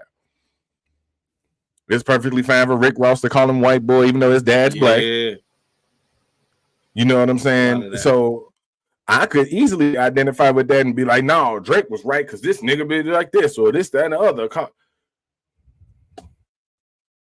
I don't identify with none of that shit. So that's why it's not giving me the tinkles. Because I can understand that this nigga Kendrick is saying some shit that ain't true, probably, just to get some attention. This nigga Drake is responding like it ain't shit. They both, one taking it way too serious, and the other one ain't taking it serious at all until motherfucker said he was a pedo, and everybody like, oh yeah, Drake is a pedo. Then if the nigga, and this is how crazy, and this is more towards my point. This is how crazy it is, because the nigga came out with the song denying the shit, and everybody's like, see, he denied it. He gotta be a pedo. Like, this is so stupid. This is so stupid. So that's more to my point. You can't deny if you're not something, and you also can't dislike anything. You have to agree to what everybody say about you. So he can say that Kendrick slapped his girl around and nobody flinch. But this nigga say he a pedo, and yeah, we gotta check him out. He ain't shit. Watch him surviving Drake. This, that, and the other. No. Because that's a whole nother thing that if I identify with that, or if I lost sleep over that shit, would make me be as invested as a lot of people are. And that's what I'm talking about. I know it ain't necessarily y'all, but that's what I'm talking about. Because that's what I heard. So if we looking at the other details of it, that's also why I look at being black the way I do. You know what I'm saying? That's why I don't really care for it no motherfucking more. Because of how it's treated. I'm not finna, I can't invest in this shit. That's why I look at it at the music side. Now the music quality ain't well shit. Look, I can't pick a side because I don't want to be caught up in no identity war about a rap beef, because that's how the East Coast, West Coast shit started. And I can't like it on a fucking music level because the music is subpar. It ain't got to be ass, but it ain't up to fucking par. Because I like good music. I like good rap. Like I like rap, especially from niggas who's supposed to be saying some shit. Can't look at it that way either, because then I'm gonna be seen as something else. So, I mean, I'll wait for the next one. Hope Chris Brown get into it with somebody else so he can drag a nigga again. That's crazy. Now we Bears down, so don't worry. Pause up. Let's go with the Bears, man. We got Just Blaze in the building, man. Appreciate you, man. Thank you, man. Thank you. Came up with the title, man, because we're talking about a lot of the dead conversations and how conversations keep reanimating us. Because even this one, it reanimated us. It gets the blood going, but like Yellow was saying, it's not going to move anything, and that's kind of like to the point. Nobody's going to move. Like nobody's. We're animated, but we're not. There's no life to it. There's nothing that can change reality. There's nothing that's going to make people alter the way they perceive things. There's a lot of conversations that we engage in that are dead in that way, and we're dead and participating in them, but we're still animated about it. So it's kind of a good example of it, because like you said, we're all up in it. We'll get up all up in our fifis for Drake. We'll get up all up in our fifis for Kendrick, but nobody's going to do anything. Like you said, nobody called the authorities. If Drake is everything you say he is, nobody's calling the authorities. If Kendrick is slapping around his woman, nobody's doing anything. Nobody's stopping them. Nobody's turning them in. So it's like, I get what Yella's saying. And it is how these conversations end up with us running in these dead circles, just, trampling grass. But yeah, that's kind of what we're talking about today. And I wanted to get that because we did have a difference of opinion. And I wanted to bring out some aspects of something I talked about earlier, the piss in the pool. It was highlighted in there. I mean, I love how all of the aspects in their power, because I think it's probably one of the more interesting beats because of the power, the access that both of those guys have, the level of status, the identity, Yella pointed out, the sexuality, because what got weaponized most about both guys was their sexuality, who they're having sex with, how they're having sex with. That's one of the biggest things that came out of it. And then the systems, the structures that they play in, hip hop, and then like the type of art, and what is a rap beat? That's a system. Rap beats have to qualify this way. If it's hip hop, it's got to sound like this, and so that's interesting too. So I mean, all the different levels of piss were present in the pool. Piss. So piss. You got a bunch of S's at the end. Piss. Mississippi. Yay! That's why we friends. Mississippi. That's that drunk piss. Sound hot, don't it? Piss. Colorism, yeah. Colorism is another social system. That's another hierarchy. So that's another social hierarchy. So there's a lot in there. These dynamics are anytime you see people having a conversation that gets heated, the conflict typically stems, even in real life, again, like a couple, a brother, sister, a parent, child, there's typically these dynamics somewhere in there. A hierarchy, a system, somebody's breaking a rule from some system, whether it's spoken or unspoken, whether they know about it or not, power imbalances, identity, how I identify, and their ego. Almost all the time, almost every single time, you can come back to these 4 principles in every single conflict.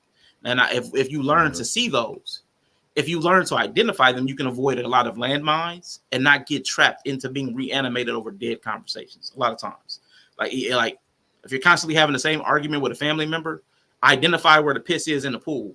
Stay out of that corner. Or you can learn to clean it up. You can learn to, clean up the piss. So that's just, that. But I wanted to talk about, if you wouldn't mind. Go ahead. What you say? No, I ain't saying that. I want to piss on you. Go ahead. Drip.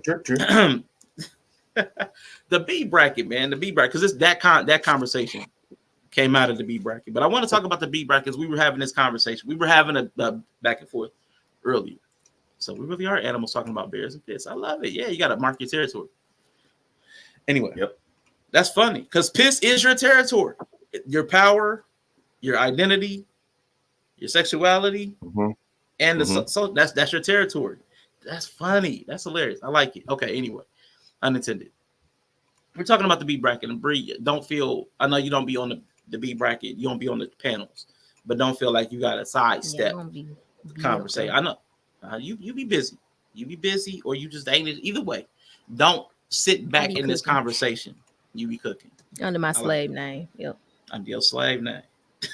That's dirty. Ernestine.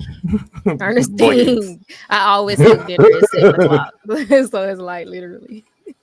So I want to talk about because Yellow, me and you I want to figure out this part because you were talking about how we handle B bracket. So this is actually going to be more of a business conversation brought to the public.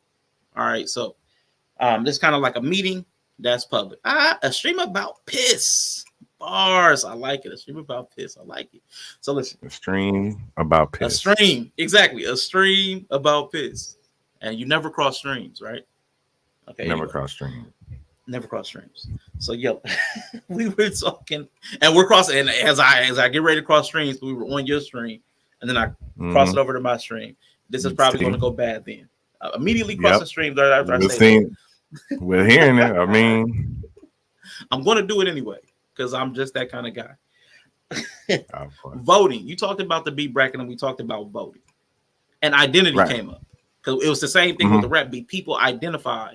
And you were having an issue with the way we identify with music and how we respond to it. Sometimes we're identifying with the music. Sometimes we're identifying with the memory. Sometimes we're identifying with other people who are voting and either voting for or against that person.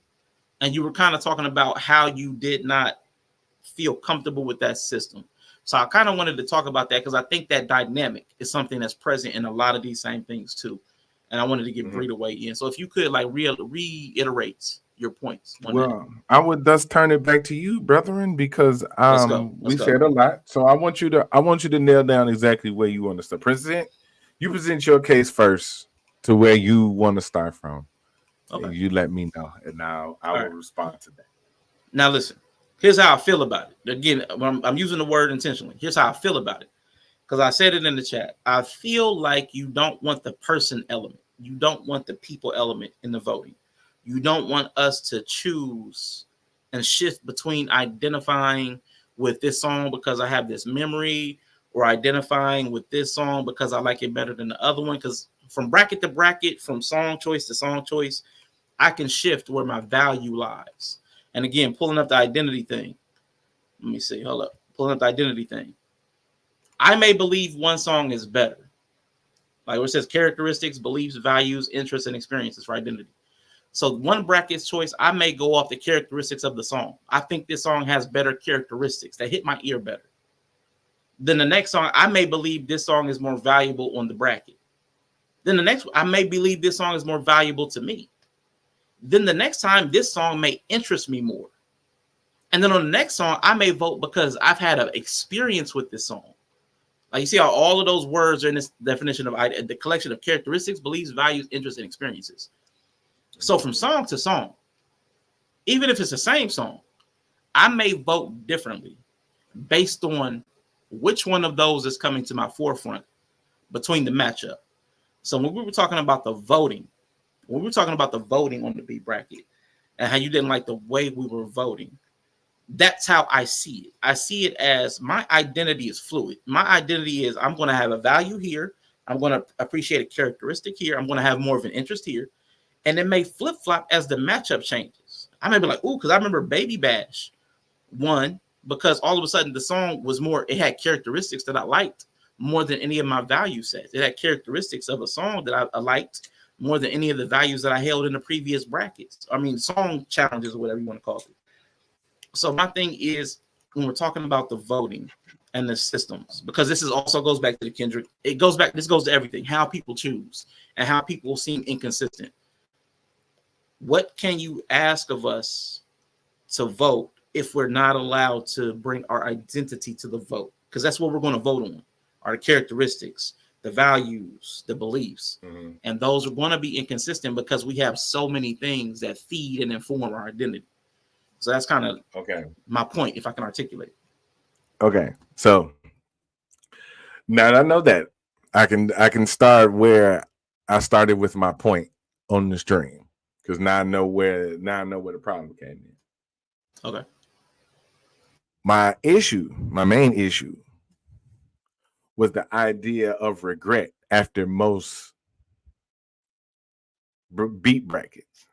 What I said was that we should never have an Adam Silver because you should at least pick. You don't have to pick the songs that I want you to pick, but it's also confusing when y'all are able to vote that y'all can't find a consensus to find a song that y'all would at least like. Because I've seen a lot of beat brackets end where motherfuckers didn't like the winner.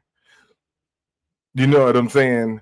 And that typically comes because people vote against each other and not the songs. Hence why no one won the 106 in Park beat bracket. Y'all voted more against each other. I threw my phone. See, ain't no way in fuck. Even though the song, for what it's worth, was what it was then. Before we realized where Alicia Keys was, it was okay. It's a good song. Objectively speaking, the world has decided it's a good song. Ugh. Objectively. Subjectively, I hate it. What?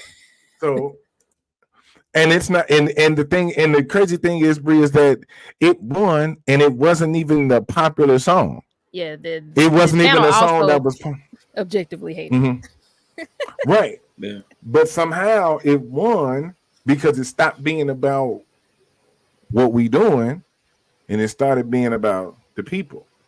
So in turn, that could be the negative part of entering the people into the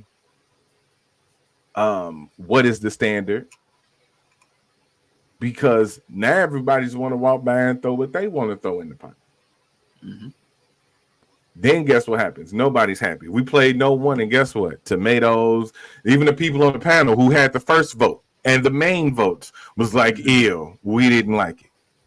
Mm-hmm. That shouldn't happen. Even if the song ain't the most popular, even if it's an underdog song like Lollipop. Lollipop ain't a bad song. Lollipop a banger. Lollipop a banger. That's cool because that's an underrated song that everybody's like, yeah, damn, I remember Lollipop for what it was, for the context of what we was talking about. Mm-hmm. I can't even remember the category, but it fit the category. It fit what we was talking about, and everybody's like, yeah, I remember. That's cool. But when it's a song that everybody like, when it first come around, but to put the screws to everybody else, we gonna vote it through. I don't think that's necessarily what I was trying to design. Okay. Because I never wanted it to be a competition. You can voice your opinion. That's why I dropped the link. Mm-hmm. And I think that's just the nature of the beast. Competition comes out of voicing their opinions. Because I'm perfectly fine with people feeling however they want to feel. Mm-hmm. But the problem is that everybody wants to right or wrong how somebody feels about something. Facts. You know, so while my goal was to take it away from a lot of the format of the other shows and the other shit we watch on YouTube, I mean, it kind of still turned into that. You know what I'm saying? It still kind of turned into that. You know what I'm saying? Yeah, y'all some animals. Like, you know, not to throw nobody under the bus, but folks were. If we can't put a Michael Jackson, we can't do a Michael Jackson beat bracket without having to hear 17 Michael Jackson jokes. You feel what I'm saying? Which is why I limited it to like one. Which I was like, everybody get one. Because it would have just overpowered the whole show. And then it would have stopped being about the bracket and the music, and it would have just been about that. Hence why Diddy and Kelly is definitely not finna, because it would just be all about that. We'll never make it. He want a clean fight. He want a clean fight. Right. I mean, I want it to be, I guess I'm saying the word wrong. I want it to be where the opinions are free to flow. Yeah. Right, but they're not, and the consequences show. Because then no one wins the fucking bracket. It's a bunch of them like that. I can't think it was some other ones like but that. can I ask you a question? Because you said you want it to be where the opinions are free to flow, and it feels like you're doing to the rest of us what you said would happen to you. But when we disagree with the way you want it to be, it's a problem. It can't be because that's just what we wanted. That can't just be okay. That we wanted no one. We wanted to vote no one. Why can't that just be okay? And a free opinion, if you want the free flow of opinion, why can't we just want no one and that be acceptable? Why? Because y'all are the main ones displeased about it. I don't mind. I'm sitting back. I'm gonna make another bracket the next week. It don't matter to me. Okay. This is just my observation of it. Because y'all don't like that no one won. It's a couple brackets like that, but that's the main one I can point out. There's a couple brackets like that where the panel was, and y'all are the ones making the choice. All right. You see, not just us. It's not just us, because a lot of times I'm not by the crowd. I'm not. A lot of times we get overridden by the crowd. Yeah, you're not. Yeah, right. That's what I'm saying. I mean everybody, but I mean everybody. When I say y'all, when I say you people, I mean everybody voted. You people. Okay. Right. I mean everybody voted. Okay. Right. But people vote so hard against each other instead of voting with the songs that's presented to them, that a lot of times y'all end up with songs that y'all didn't even like at the end. That's how I think Total won the other day. Total won the motherfucking thing. We was like, yeah, Total good, but right. But for the most part, boo, nigga, boo hits. Boo hits. Boo hits. And it's like, it's like, well, y'all voted this shit in. Like, you know what I'm saying? Like, what's wrong with y'all? Golly. Right. Y'all voted it in. So that's where I'm like, yeah, that's where I'm also, if I can connect that to my stance with the beef, it's like it wasn't about the songs that were being presented. It was identifying with the people who were presenting it. I was gonna say something random. It'd be random something. Yeah. Yep. It could be something. Like I said, it could be the race aspect, it could be the pedo aspect, it could be the abuse aspect, it could be the let's all hop on the colorist train aspect, it could be anything, right? Yeah, what I'm hearing you saying is you've experienced the arbitrary and capricious nature of Black people, and it's pissing you the fuck off. I have been since I was a pup. Right. It's who knows what the fuck we are today, why we mad, and which standard in which we're gonna vote by. If it's because I just don't like this motherfucker, is it because I don't like somebody in the chat, is it because they too brown for me, is it because they did that one thing where they left toe that one year and I'm just not ever gonna vote for them. I mean, that is the experience of dealing with a lot of people. Yeah, because if I may, like this is just the political nature. Like this is to Bree's point, and I'm not sure this was ever different, but we romanticize it that it was once different. Like this is a political thing. Like this is the political mind, because right now Joe Biden and Trump, no reasonable person really wants either anybody that really thinks like, hey, this is the person that's going to govern your entire country. If anybody that could sit there and analyze these two people and be like, I want this person to lead this country and be its face, be the forerunner. And you can say, yeah, I want either Joe Biden or Donald Trump. I would call you a fool. And I will say that with all due respect, you're a complete and utter fool.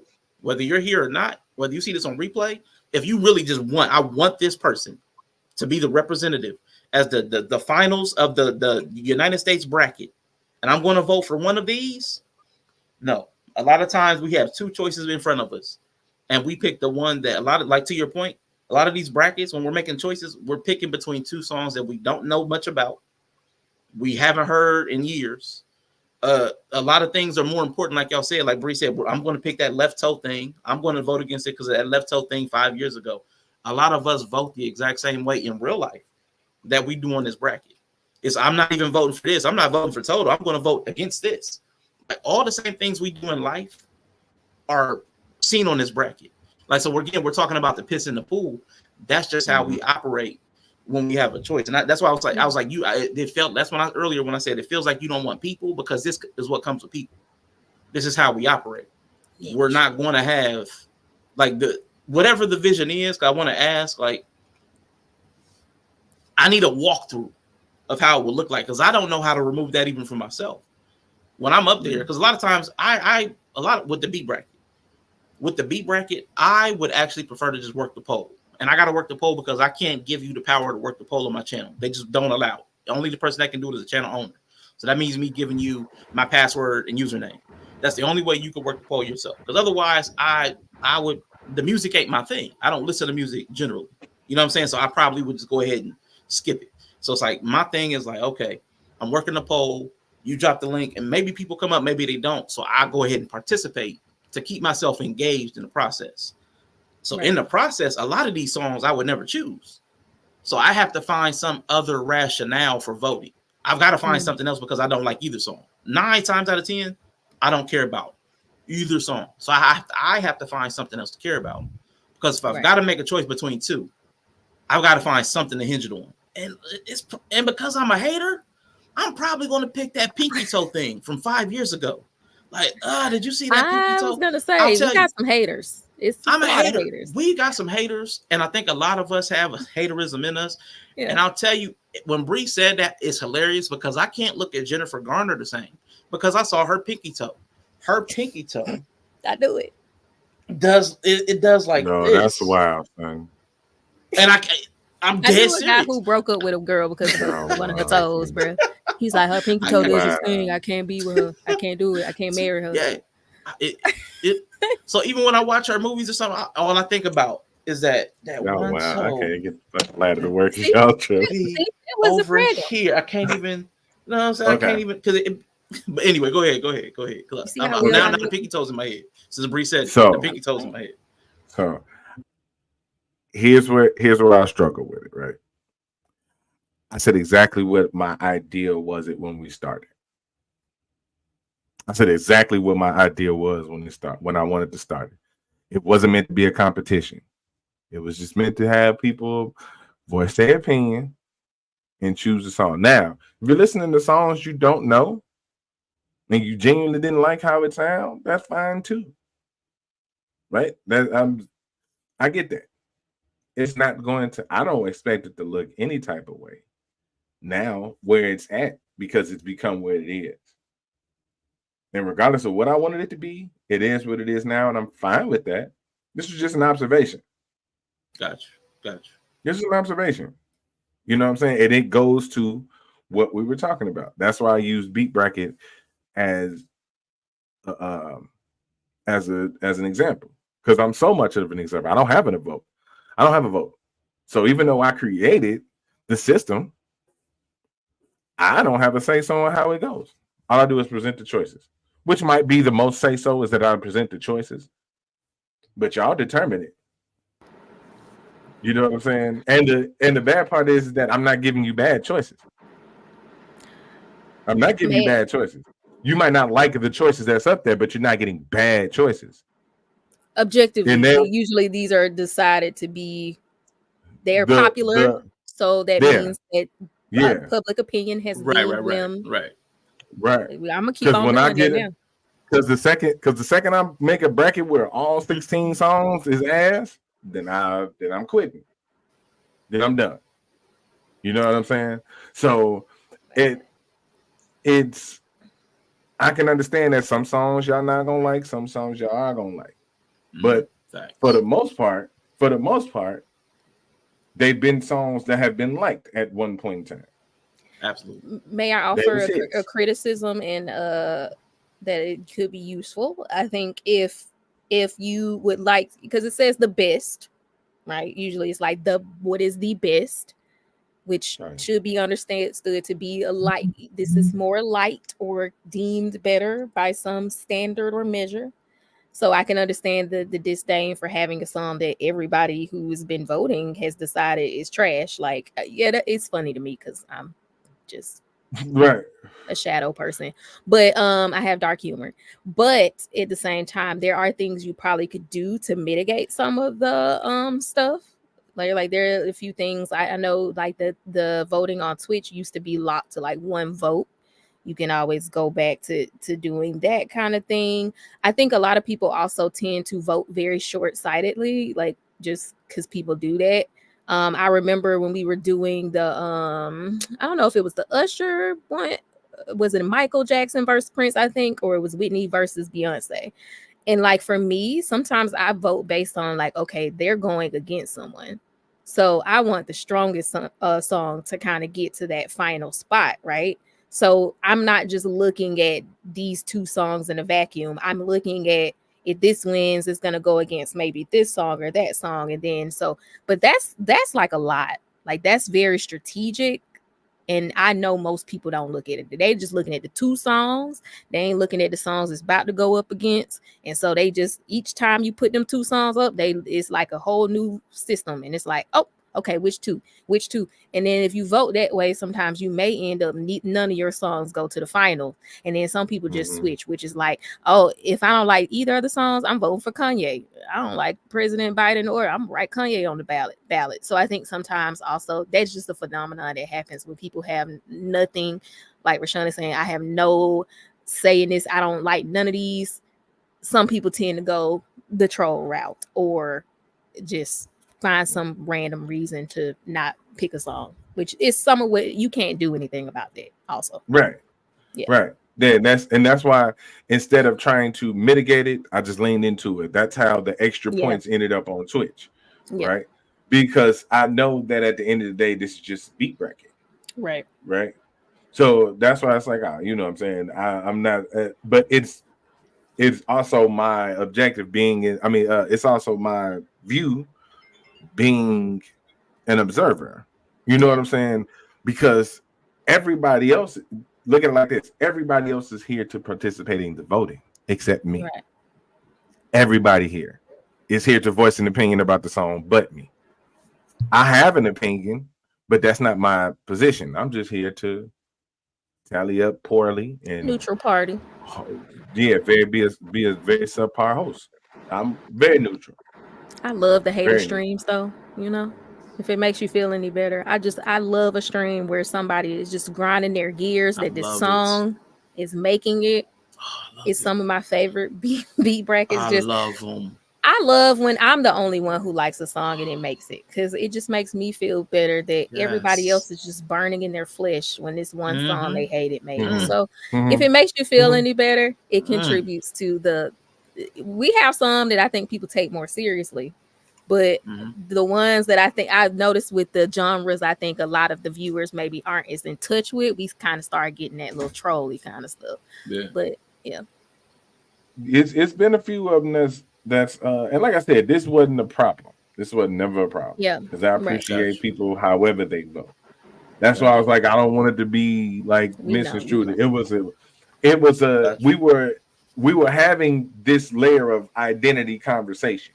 And that was just my view observation. And how that was my observation how it can be applied in places even where it's not even meant to. Right. Because it wasn't meant for people's identity. Now your personality, your life, and all of that other stuff. But a lot of the voting is people imposing their identity on folks after a while. Well, I don't like this person. I don't identify with that. I don't like that. I don't like their disposition. I don't like that they commercial. Their product. They're this, that, and the other. It's a lot of stances. Right. I'm like, we're talking about the song. Because none of that matters. But for some people, that's not how people listen to music. A lot of people don't listen to music objectively, which is what we're talking about. Like you said with the Kendrick Drake things. I mean, most people. I understand Yella because I've spent the last 2 weeks punching the air at the emotionality and how especially black people. I'm just saying it because I don't really it feels like 99% of the decisions are based off an emotion and not really which is when I say emotion, like some random identified thing you identify with. You have to be able to relate to it with one of your identities for you to make a decision. Instead of sometimes you can just make decisions objectively, but it's like not a thing. It's almost like never a thing, specifically for our community, which pisses me the fuck off. So I understand. All right. So it's an observation, and I know you may not be pointing at me when you say this, but I feel pointed at, Yeah, and we I just talking want to about let you you. know. No, not that. When you say Yella, because Yella's the only one that said this. Like people regret their choice. I feel like you're saying me, but listen, Yeah, we talking about you. You, I never. Here's the thing. you, Here's yeah, the, you too. hold on. Nigga hit you on the Let me, panel. Don't you be let me voting? Okay. listen. I just have said it, and you said it Now too. listen. Here, listen. I don't regret my choice between songs. What I'm saying is, when I get to the finals and you play that song in full, I'm like, I regret having to hear this song in full. But based on the clip that I chose on, because I'm the person Bree's talking about, I vote like Bree's talking about.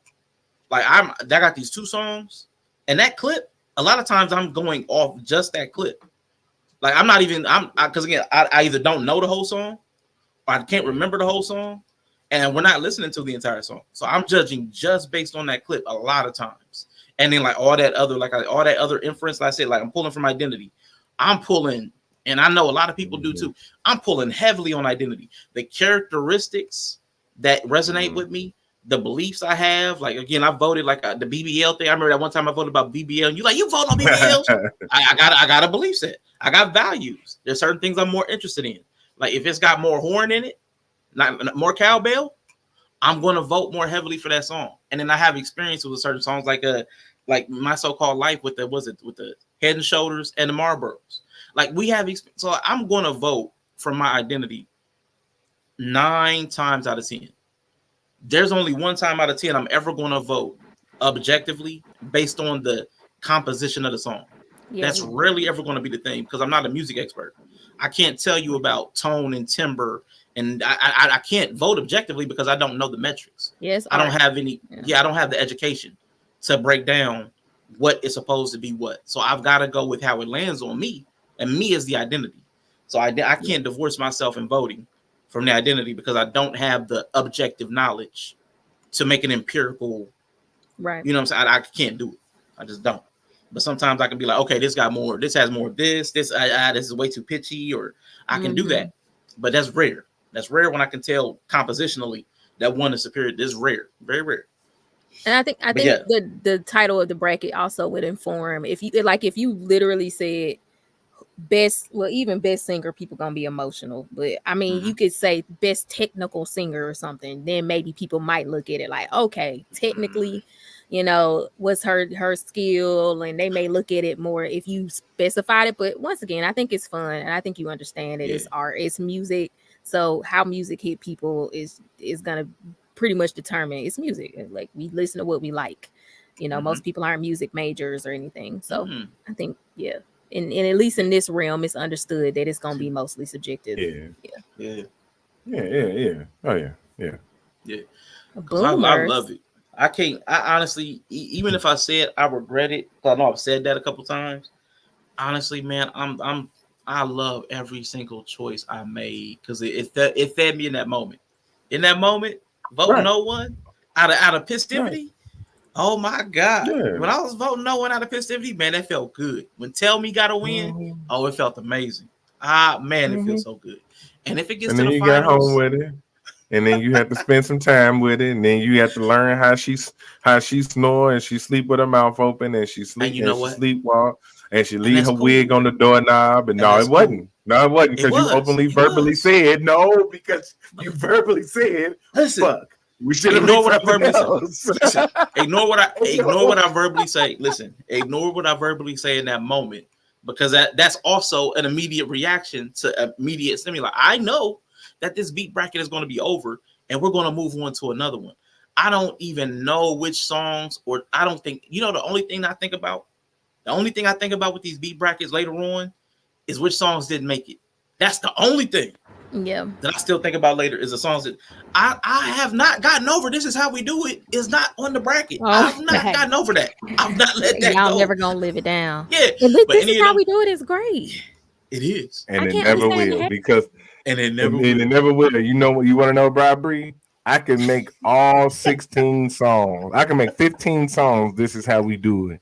and make one of Oh them something my completely different. And guess what? God. Y'all would still end up voting for that one completely different song. Big hater energy, yeah, because they Big contrarian, hater. so they just Because you're gonna contrarian. Thank you. yeah. Thank you. Because you're built You in got, but you contrarian. know, So even if I give you all of what you want and tell you, hey, don't touch that one over there, you'll be like, oh yeah, I'm gonna touch that one over there. well, you know, the critically drinking audience is very contrarian.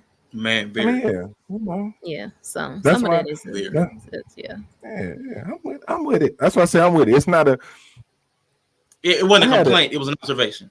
Yeah, it was observation. Yeah. So there's like Yeah, it ain't a need to fix or nothing yeah, like that. Yeah, it was yeah, just an observation. yeah. I'm with that. So that's what I said. Yeah. And it's not, it don't Now it's y'all got to do diss tracks. We just did this who. track. Oh, Yeah, I you did. know what I'm saying? Y'all got to make diss He tracks talking about about each other. Oh, nah. We need a beef. I'm already behind on he my don't want diss no tracks. smoke. I He gotta don't get. want no smoke. He Okay. got some. He still got to make. Yeah, I'm behind on my diss track because I Have owe it one to He ready. don't want no Enya, smoke. My so-called life, and Ty Libra. I owe 3 Oh diss dang. tracks. Okay. Yeah, You just yeah, swinging See, at you better everybody. yeah. you better stay over there. That's what I'm He saying. went. Go. I'm one of the Now, big three. and We're He gonna see do went it now, like left. that. now I It's gotta only do it. three of Like y'all us. keep when you say stuff like that. Now the big hater energy in me. Now I gotta Oh, do it. look, Y'all really gonna Well, make me right? Don't it's make me look, okay. right. We got a perfect time. Remember what we talked about, Yellow. We got the Mm, perfect moment where we gonna let you unveil your diss tracks. Mm-hmm. So just know they need to be Mm-hmm. ready soon. yeah, We Mm-hmm. got some, yeah. So gotcha. great, I can't wait. amazing. Now I'm at the right diss But yeah, track. All right, so cool. So listen, I think we talked about the stuff from the B bracket that was pertinent. I think the stuff came out that we were having a disagreement on. Was there Mm. something mm-hmm. else that Just either of me y'all hating, wanted to bring out? me hating black people. Yeah, what's up with that? Oh, I ain't What do got you no smoke. want? See, yo, why y'all trying to I push me? See, y'all mean, trying to push me. what do you I want can't me to wait. say about? Now I don't want you to say anything. I want you to say what you want to say. I That's what I I can't got want. Ty stand y'all Leaves on my niggas. side. See, I got Ty Leaves on my side. You know what I'm saying? He ain't got no smoke time. He ain't got no smoke time. Don't worry, y'all gonna get. We gotta get Who your won't beat. smoke with Go me? ahead and find Yeah, your Who won't beat. smoke with me? trust me. Who Get It's won't you a happening. smoke with little, me? get you a little beat. Write you a little diss track. Come No, on. y'all know I just been dealing with a lot. I don't mind sharing to some degree, like a little Yeah. bit. So I had a friend, a lifelong friend, almost 25 plus years that got locked Long up. time. Jesus. Yeah. And we have spent, this has been over a year like thing where Mm-hmm. we've been spending trying to help him out, and he had his trial, and that went, that came and went, and then he got sentenced, and post sentencing, there, when everything first went down, I was really doing a lot. I was doing everything because he was unmarried. He don't have no kids. He wasn't in a relationship or anything. Unmarried. So I was doing a lot of stuff. His mom a boomer. That's all I'm gonna say about that. Okay, just take from that what you will. So it's a lot of technology. Everything's over technology nowadays. So I kind of just took over doing everything, and so on the back end of finally sentencing happened and everything, I've just been dealing with a lot of people that I y'all know me. I like people, but I don't. I know the type of people I like, and the ones I don't, I generally try to, I can get along with anybody, but I don't prefer to spend a lot of time around just anybody. And so I just kind of been dealing with just like emotionality, like y'all some hoes, especially Rashawn. Rashawn's a hoe, and I'm gonna tell you why. Because when you were talking about how you vote, that's Well, exactly the damn. shit that I've been dealing with in real life. But see, at least you just doing it in a beat bracket. But some people really do this in real life. They're Sir. hyperactive, HOE. Y'all some hoes with an S.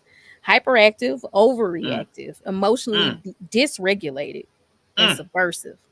Oh, If you do all of those things, you're a hoe. You're an emotional I'm very hoe. subversive. Well, I'm very subversive. Those are signs That's the that you in a contrarian. I'm yeah, subversive. yeah, you contrary. Everything, all systems got to be dismantled. Everything got to be ended. Everything need to go the other way of what it is. You know what I'm saying? Can't nothing be just what it is. Damn, oh. It's y'all some spiritual hoes, emotional hoes, whatever you want to call it. And I've just been dealing with it, and I don't know how to Mm. I just hate everybody right now. I think I'm Korean this month. I might be Korean this month. No, so for you. I had to put out a different identity to keep from throwing my phone in the woods. I literally went out on the deck the other day and I just really thought about. I had it in my hand. I was like, I'm just want to throw this phone and see how far it can go into the tree line. I really thought about it. Have you ever done it before? I've done that before. No, but I was really close. You launched the phone? That motherfucker had to go. I wanted to and everybody in it. I didn't talk to nobody in that phone ever again. I promise you, nobody in that phone ever again. I'm dead ass serious. I chucked that phone. Okay, so you know the emotion you have to feel to be looking outside. I really thought about chucking this new phone. It's new, so that's the only thing. I just got this phone not too long ago. It was old, yeah. Y'all was well, yeah. I was that phone was like 3 years old. Oh man, fuck everybody. I would have got cussed out. But I'm trying to go to a beach soon, so y'all pray for my phone because I might be looking out at that ocean and be like, you know what? You get too tempted. It might be tempted to just throw the phone in there. So I skip that. See how many times you can skip that, motherfucker? But wouldn't that make you a hoe? Wouldn't that make you overreactive and dysregulated or whatever it was? Yeah, emotionally I didn't throw the phone. We all go through a whole phase. We all go through a whole phase. And that is because like I've heard y'all talk about this. It's like full circle. It's like you can be very emotionally regulated. And like this isn't a relationship where I'm dealing with one person. I think it's easier for me to stay emotionally regulated when dealing with one. I'm talking about I'm dealing with 4, 5, 6 people. Squad. Who are all dumping on me at the same time. So it don't matter how emotionally regulated you are. That shit is going to start to affect you because you're going to feel weighed down by it, you know? So that's kind of where I am right now. So I just have noticed how people are emotional and don't realize they're emotional. Because when you say they're being emotional, they think that means they're emoting. Like, I'm not crying, I'm not yelling, I'm not having an extreme emotion, so I'm not making an emotional decision. You like everything about what you're saying right now is emotional as fuck. All of your logic is going through the emotion that you don't realize you're having right now. Yeah. And it's wild as fuck to hear it. Yeah. Because it's like we're having a logical conversation. We're having a strategic conversation. But I can hear how your strategy is being filtered through an emotion that you don't realize you're feeling. And so everything you say to me is just not viable. I'm just like, nope, that's not gonna work. Nope. And now because you're emotional, it's like, oh, you got a problem with me? Like, no, all your plans are goofy because you're making them from an emotional space. And I can't allow you to move forward with that plan because it's stupid. And I think another stigma with that is that people can't ever be in that place. Right. Like we human, bro. Like even that's why, to your point, even the most got it together ass person can end up in that spot where they're being emotional. Right. Yeah. You know what I'm saying? Because I'm telling people take a week or 2 off. Like you just heard some crazy shit.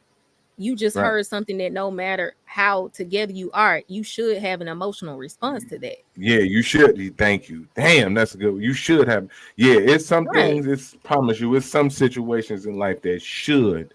Absolutely. Especially depending on your stance and involvement and level of investment in that. You should have an emotional response to it. Yep.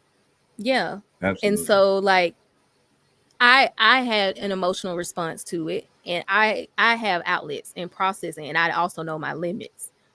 So I'm trying to also regulate mine, and it's like, no, I don't need a break because we don't have time to take a break. And it's like, okay, all right, let's have a conversation. And then you had a conversation, and all it's just like everything is filtered through this emotion you're saying you don't have time to process. And I'm just like, I don't really know how to do this. Like, yeah.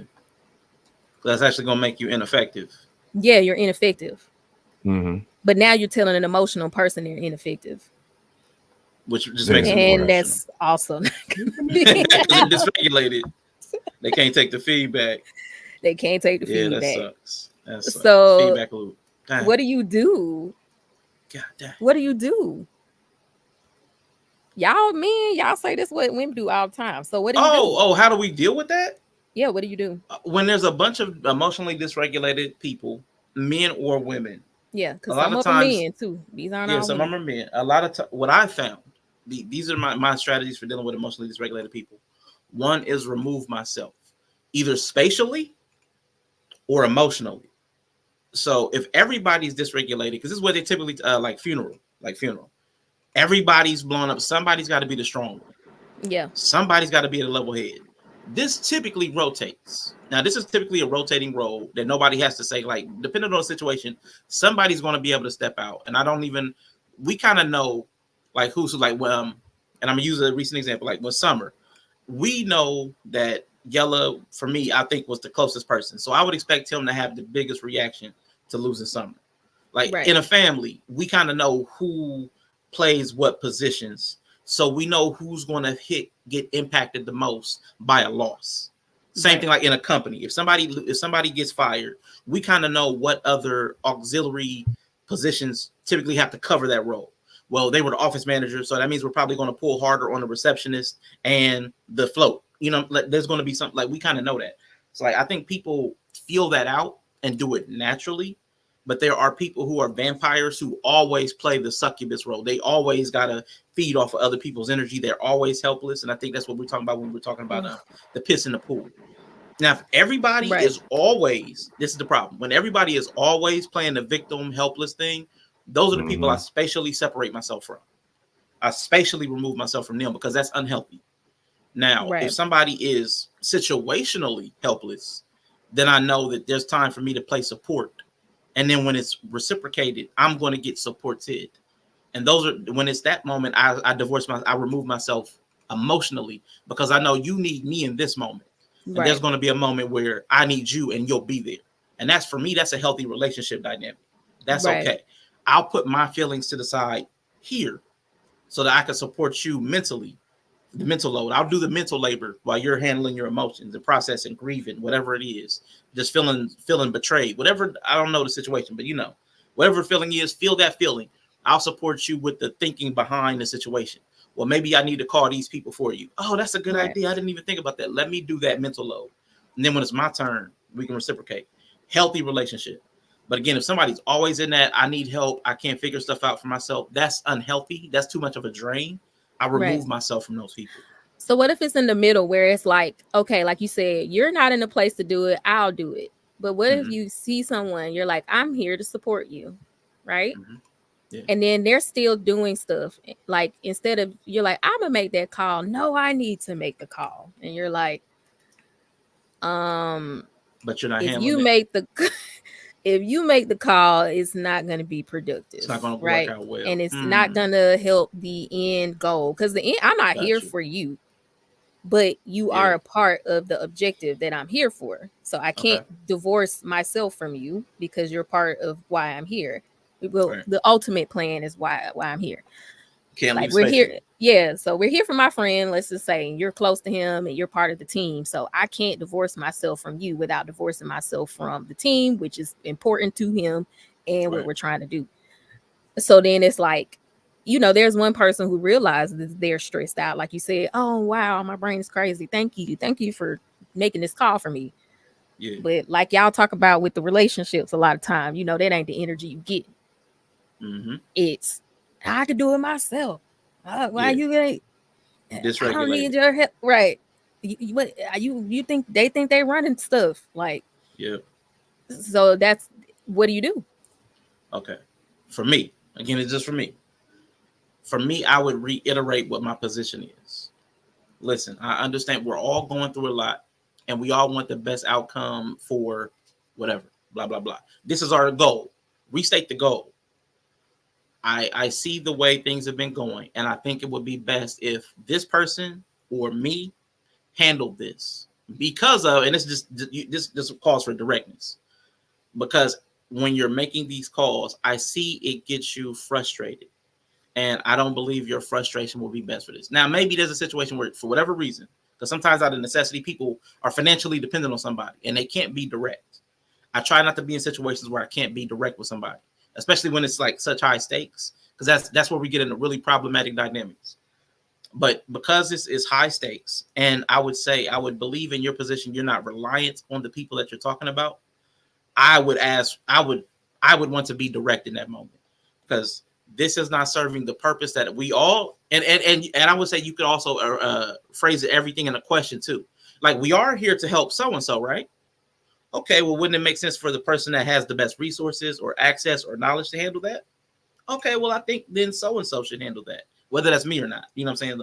That would be how I would approach it, but I'm not saying that's the best approach. I'm just saying that's how I see it. But go ahead, Yellow. Could you ask the question again? I'm trying to. Yeah, because we were talking about the dynamic where it's like you have to work. You kind of feel like, okay, I have to work with these people because the main objective is not the people, but I have to work with them alongside them for the objective. And it's like I was saying, like relationships, like I see that they're ineffective because of whatever, maybe their emotionality, right? So you're like, you know, it's usually not welcome, you know, the help. It's not like, oh yeah, that's great, I'm so glad you're doing that for me, you know, and if I'm direct and I'm like, I see this now, oh, they talking down to me, oh, this person think, not necessarily me, like they may not say that to me, but it gets back to the other person. It gets back to who we're there to help, which then stresses the person we're there to help out. So then I'm like, so what the fuck can you do? So I know that I'm not gonna say that I'm just able to pull myself out of it and separate myself from it. I'm subject to fall right into the bullshit too, because I'm human. You know what I'm saying? Because depending on the situation, it's like most situations I can kind of figure out a way. Yeah. So I know that most people ain't. I know that most people I know ain't emotionally regulated. Right. That's just the truth. Right. And a lot of people feel they are. Yeah. I doubt most people are. Not to the magnitude as most people present themselves. Right. Because there's also limits. Like if it's a spillover, then anybody can be unregulated if you're overwhelmed. So yeah, I think the bother I have is that people present every decision they make as the right decision or the proper decision now after a while. Oh, yeah. You know, but the thing is that people make decisions for other people a lot. And that's where you talk about relationships. Like folks make decisions on others' behalf. Right. And then it's almost like when it gets presented to that person, it becomes an argument. Or it becomes a I need to convince you that that's not what I'm doing. Like people have their mind made up. It's like that. It's like if people have their mind made up nowadays. Nobody knows how to balance the emotionality with the logic. Because I think that's the sweet spot. That's the perfect. Right. That's the sweet spot. You know what I'm saying? Because you can't lose how you feel about something, but it can't always be from your perspective of seeing that how it would hurt you or how it's hurting you. Right. You know, we do operate a lot from how things would only affect us. Yeah. But it's other people, not really scoping that it's other people on the other side of those decisions. Now, if it's something that's just you, because it's a lot of decisions in life that, you know, if I do this, it'll really just affect me. Right. And those truly you can make. It usually feels like people don't realize, what's the best way to say it? People put a lot of themselves into everything. Yes. Without realizing it. You know what I'm saying? Like, I don't know if that's something you have to be trained to not do. And you still do it. Like, it's a human nature thing. So maybe it's because I'm trained. You know, I'm a nurse. So it's like, I'm trained to not put myself into situations that are not me. So maybe that's why I'm the outlier. And I don't know. I don't know how to. I don't know. So to that point, right? I don't participate in this nigga been sitting. That's why I hate. That's why he typed. Look, we looking for the hoes. I ain't mad There you at it. go. But Yeah. fuck, this nigga threw me off. My bad. I didn't mean to distract you. But He Bree, said I a wanted to cook. get Bree. I wanted Bree's thing to be visible. Now, because I was saying What how I'm- I'm trained to keep Yeah, myself nurse Okay. out. right. There you go. Okay, all right. So, and you can probably attest to this from the nurse side, right? Because this is something that I know for sure you do feel a way about. I don't involve myself in um a lot of parenting conversations. Right. I don't involve myself in a lot of like mom, dad, father, all that. I really don't dive into those type of conversations. Right. I understand where I'm at. You know what I'm saying? That could land really bad Right. or just not as bad. Because talking about it is going to affect me regardless in a Right. bad way. You know your limits. Yeah, I know my limits. You know what I'm saying? So once they get too deep into like a lot of that, even though I got plenty to offer, You just like, nah. Pride I'm might get it's high likelihood of me being triggered or something. very Or high I got likelihood. it's very I'm not gonna be able to not put myself into this. Or what they call like a bias, what they call it in ethical things. It's like you can't because you're too close to it. Like it's like if you are in case you can't work because you're too close to it. Yeah. No matter how fair and balanced that I could try to approach it, because I kind of got this I got this uneasy feeling that it's just not going to be reciprocated the way that I want it to be. You know what I'm saying? So I know that my emotions on it sit just above, like just below the level of where my logic is. Like where my logic is there. It's gonna be gone together. That's emotional awareness. Yeah. My logic is about awareness. there. But after that, I'm that close to being unreasonable and irrational. I'm that close to being irrational.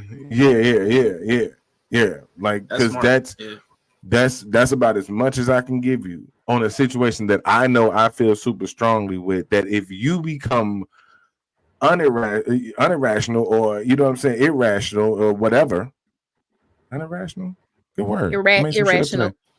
Rational and irrational. Unirrational. That means you're rational. You're rational, but you're doing it. You're unirrational. I like it. Either way. Go ahead, man. Go ahead. Let We're him making cook. our words today, Let him cook. Being irrational. You know what I'm saying? If you're gonna just say that and not come to the table like how I am, then I know I'm gonna probably respond the wrong way. I'm That's likely to emotional respond the wrong way. intelligence. No. That's emotional intelligence. And I hate it. He said I hate it. I know. I mean, being emotionally intelligent is a thankless job. Because most people are very dysregulated. And that's what I'm finding, because you would think a lot of people say be emotionally intelligent, and it's like you do know people who are emotionally intelligent get like so much shit slung at them when they're in a room with emotionally dysregulated people. Usually the person not engaging in the emotional jerk fest is seen as something's wrong with them, because it's a cultural bonding. It's like a bonding experience to be emotional as fuck right now. And if you're not going there with me, trauma then bonding, something's wrong with you. Yeah. Yep. It's like y'all want to throw on y'all sackcloth and ashes and weep and gnash y'all teeth. I don't need that. Like even with the support, it's like in like you're watching people do what they need to emotionally process, but it's you need to do this too for me. Yeah. I don't need to do this. I keep telling y'all I don't need to do this. I don't need this kind of alone. Yeah, it's like I don't need this kind of support. I understand y'all need this kind of support. I don't need this kind of support. What do you mean you don't need this kind of support? That's just not something that brings me comfort. Yeah. I'm not even in a state where I need this much comfort, which I'm shocked you can't tell. Like I like that.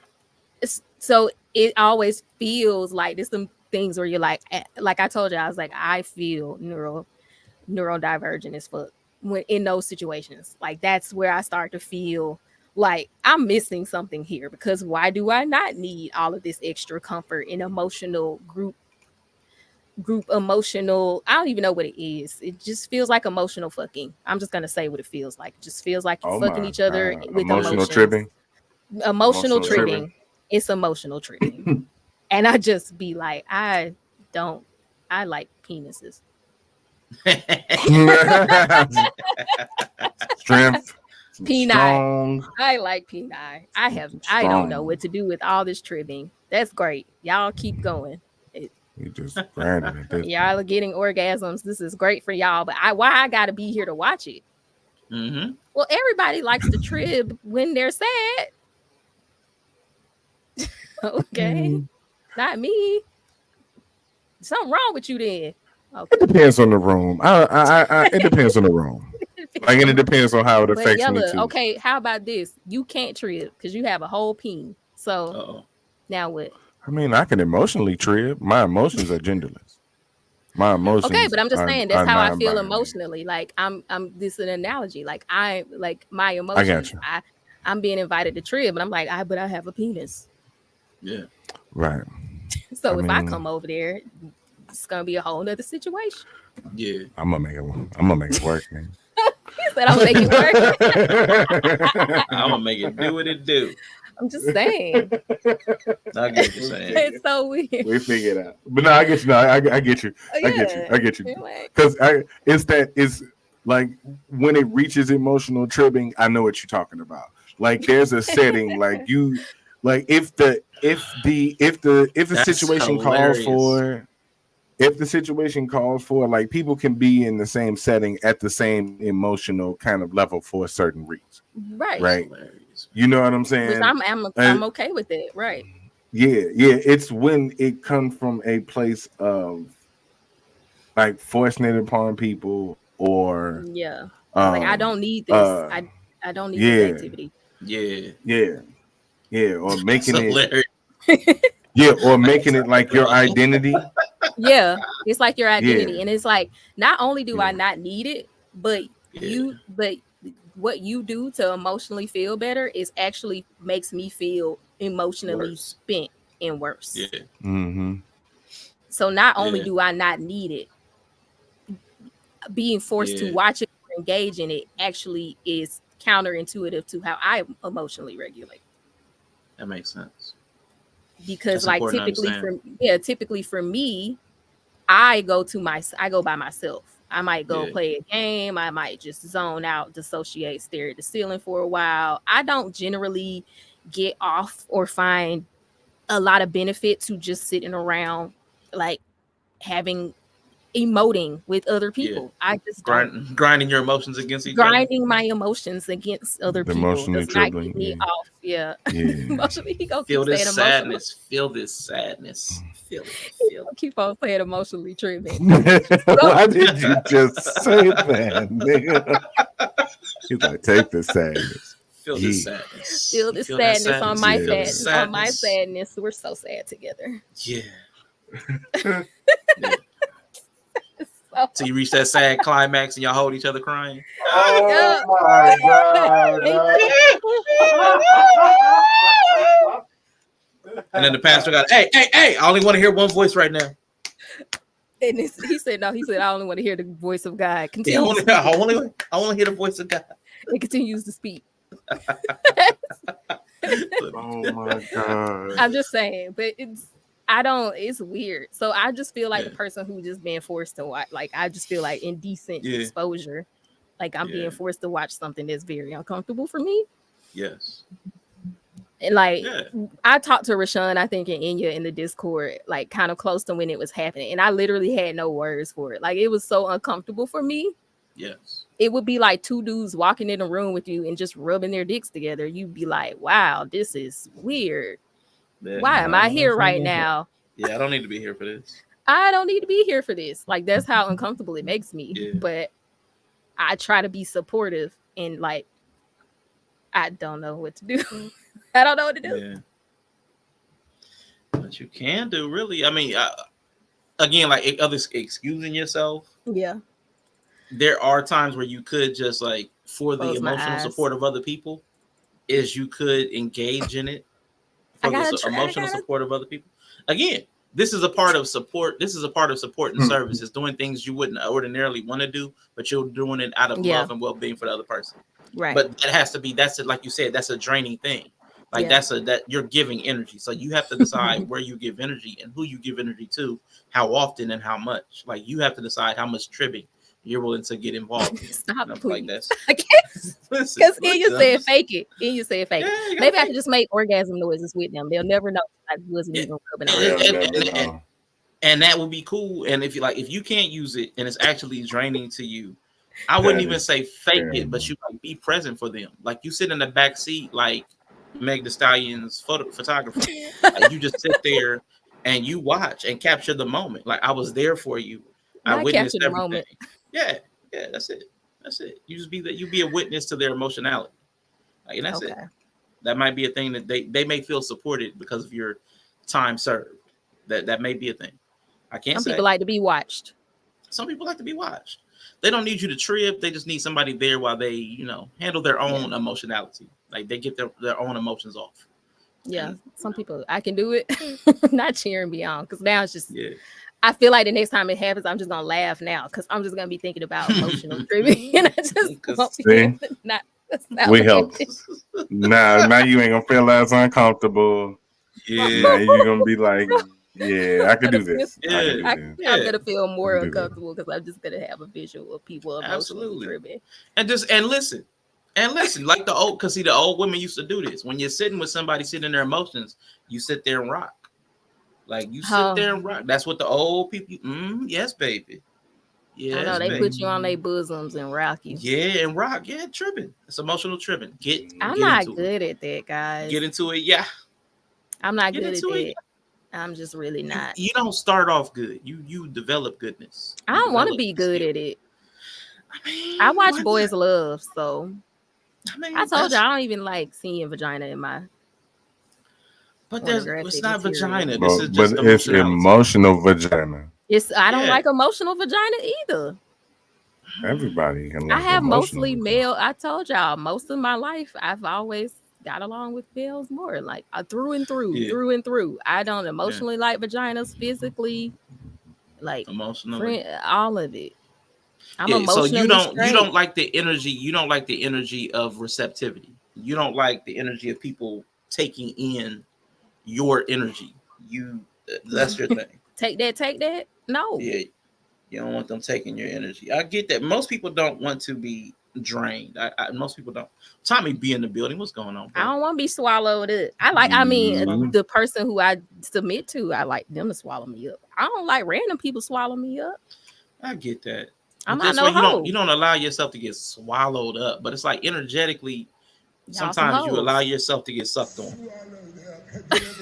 I don't. You don't get swallowed. You just get sucked on a little bit. That's it. Hoes. Once again, hoes. This is hoe behavior. I can't be emotionally monogamous. Like I Breeze acronym hoes.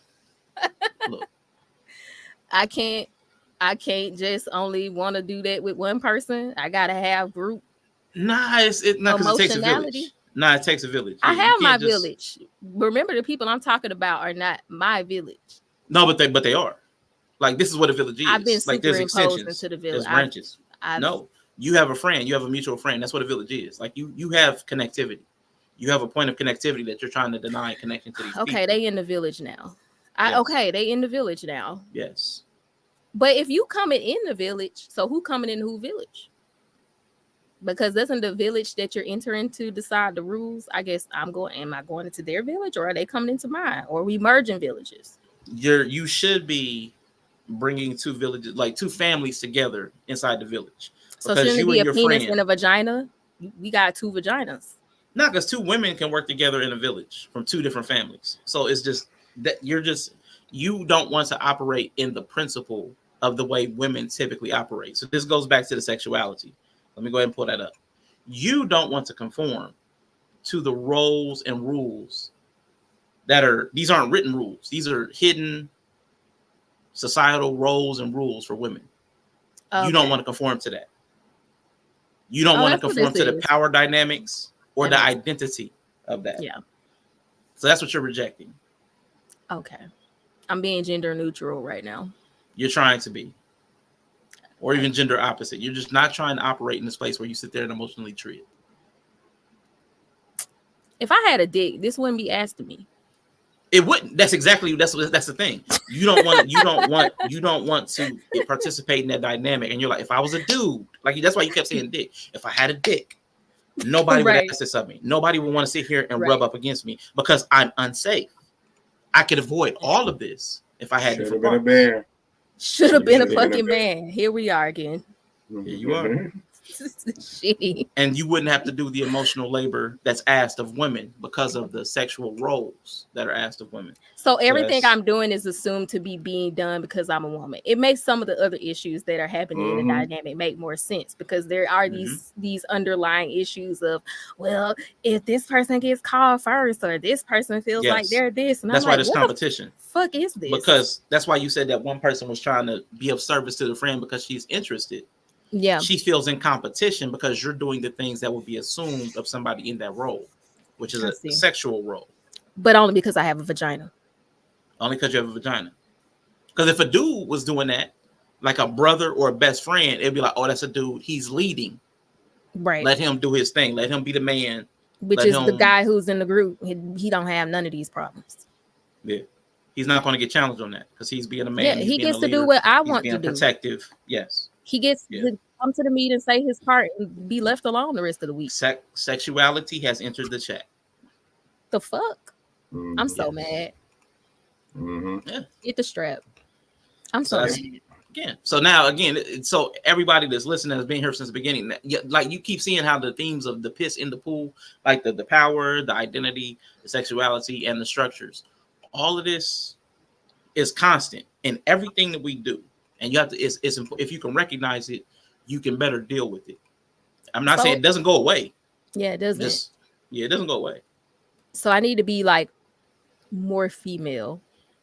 You don't have to. Just understand that that's why they're expecting it of you and why they're not expecting it of the guys. And then you could speak to it. Like, listen, we're not asking any of the, nobody's competing with Andrew over here. Nobody's competing over here with Henry. Nobody's coming to yell like this. Why do you guys keep trying to, it feels like that you guys are competing with me to be the person that does this stuff for so-and-so. I don't appreciate that. I don't need it. And worst of all, none of this helps so-and-so. You know what I'm saying? Right. Like none of this helps the person that we're all saying that we're here for. So let's try to be more effective in our communication and our behavior so that we're actually being of service to him and not in some kind of gender dynamic. You know what I'm saying? Like it can be spoken to directly since again, you're not relying on any of these people. And again, none of them may respond positively. Some of them may be like, what's wrong with her? I know. Because sometimes when you call out the thing, it's like, that's not what I did. Yeah, of course. Oh my God. Don't mention the thing. You got to deny it. Do not mention the thing. Do not But they'll Don't move mention the different. thing. But I've mentioned the thing before. It's a bad idea. Do not mention the thing. Unless you absolutely sure you want to mention the Unless thing. you're ready to be able to walk the fuck away. That's the thing. Yeah. That's the thing. I mean, but that's the cost. But that's the cost of advocating for yourself. Right. Is the possibility that people turn on you or people reject you. Right. Like they could. That's always a possibility, no matter what the relationship is. Yeah, it's gonna be a fight. I'm not on you're camera not because on I look camera, like Rick. what I've been through. She just had what's they call it the specific thing, the black nose job. It's the The black nose rhinoplasty. job? Damn. It's called like an afro something. I do not know what that Bruh, is. I'm gonna find it and I'm gonna send it to y'all. Yeah, I just it's got a a nose specific job. term they use for like a cultural nose job. And they took old girl shit from looking like Michael Jackson in 85 to Michael Jackson in 93. And Breeze got her nose BBL. Nose BBL. the People BB were smell. trying Can you smell? I've been softly setting boundaries, and I've already kind of gotten that response. Not directly. Right. Yes. I mean, I'm 5'2", but for real, I have a very intimidating presence to some people. I'm not just saying big that. I energy. think some people don't want to, like, they feel like there's issues when there's not. And so some people don't want to confront me. I've gotten it a lot. Like, I don't know why. Like, I'm a tiny person. But you got big energy. Quit. Don't act. No, don't do that. Yeah. No, I'm saying, but you I don't, got I'm large generally energy. like, if I'm in a helping role, like, or I'm in a nurse role or advocating role, I'm very like, say what you need to say. I encourage it. So, but people just do the opposite of that. It doesn't matter But how that's much I also big encourage them. energy. Oh, Like that's okay. also big because most people don't invite directness. That's not a cultural trait. Like most people want you to perform niceties, especially like you talked about the black churchishness. Oh yeah, there's a whole black church energy in there too, which I didn't mention. And I have I don't understand black church energy. I didn't grow up in a church, so I don't understand churchisms either. So I'd be uncomfortable. Route everything through niceness and Jesus, or Jesus first, niceness second. Like add a scripture to it, and then say what you gotta say. Oh, okay. Yeah, Because the same way you feel about beat bracket, bro, the same way I feel about religion. I don't be knowing half the songs. I don't be knowing half of what the fuck folk be talking about. And see, I know the Bible, but see, that's the thing. That's how you know it's so different. Like when I say I'm Christian and I'm like, but I'm not a churchianity Christian. That's how I know it's different. Because anytime I get around church people, I be so lost.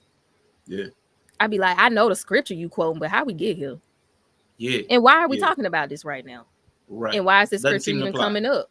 Doesn't seem to apply. Why are we even talking about this when we supposed to be talking about illegal procedure? I don't even know. Yeah. So like I know the Bible. I read the Bible, but it's confusing. It feels like chopped and screwed. Like I'd be like, why is this here right now?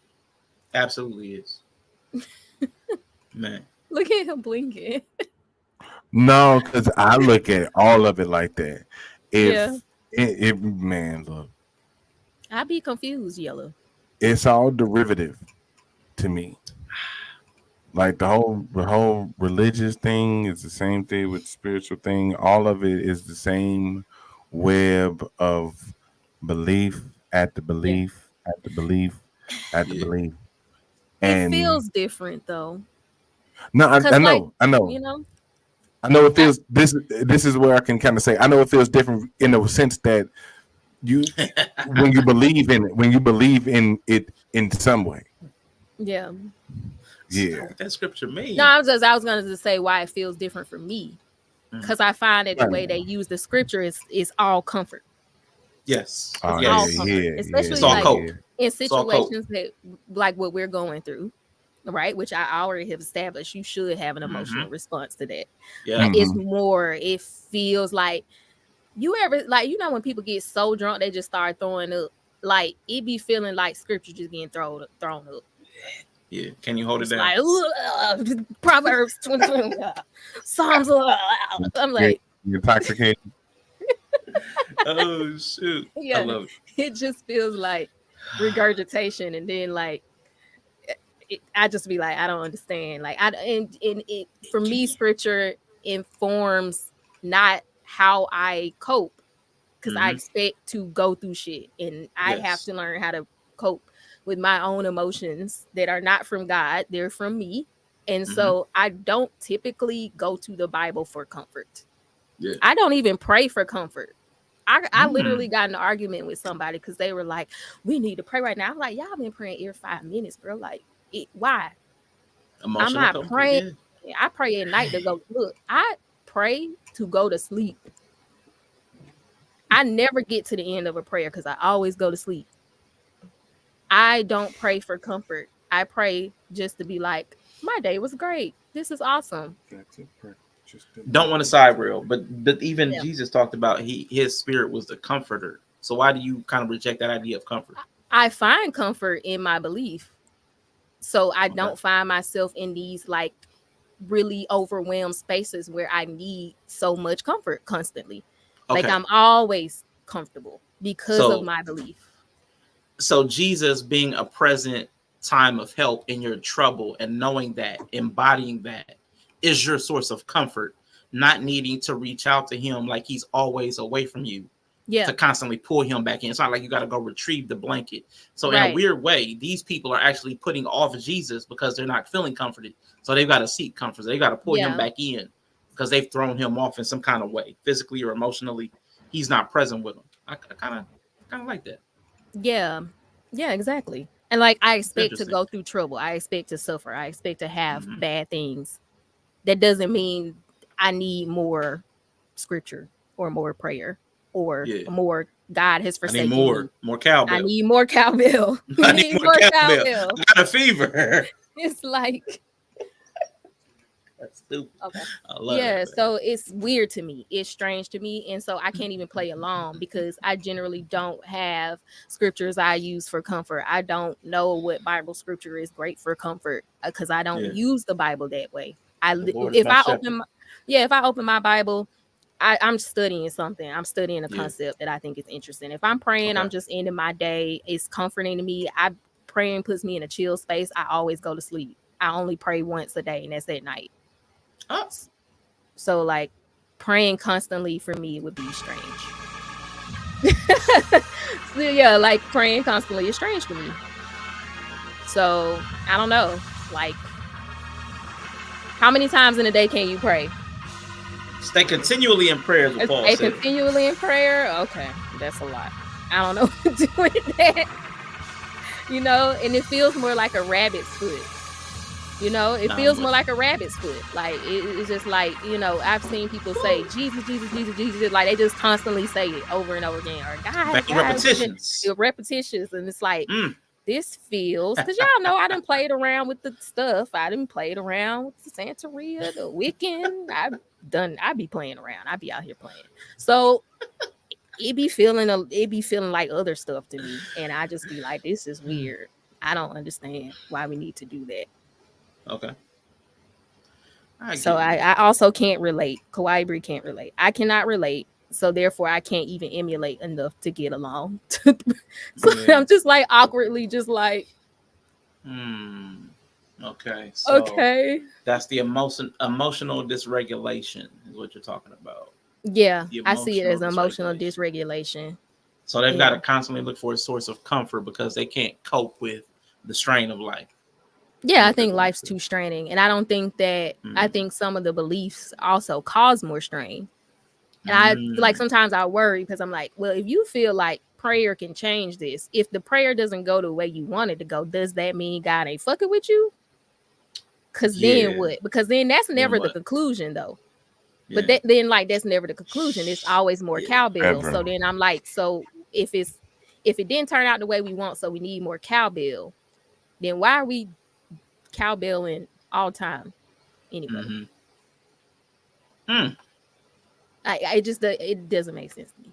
So that goes to the subversive, that doctrine of always seeking the comfort is subversive because it doesn't allow you to actually address the circumstances as they are, right? Or accept the reality of yourself, because you're praying for it to change, and if it isn't changing, you're subverting the reality by adding more cowbell, which is actually cowbell witchcraft. That's what you do in witchcraft. You do more ritual to change the outcome. But at least if you were doing witchcraft, you would understand that you're trying to change the will of someone else or reality.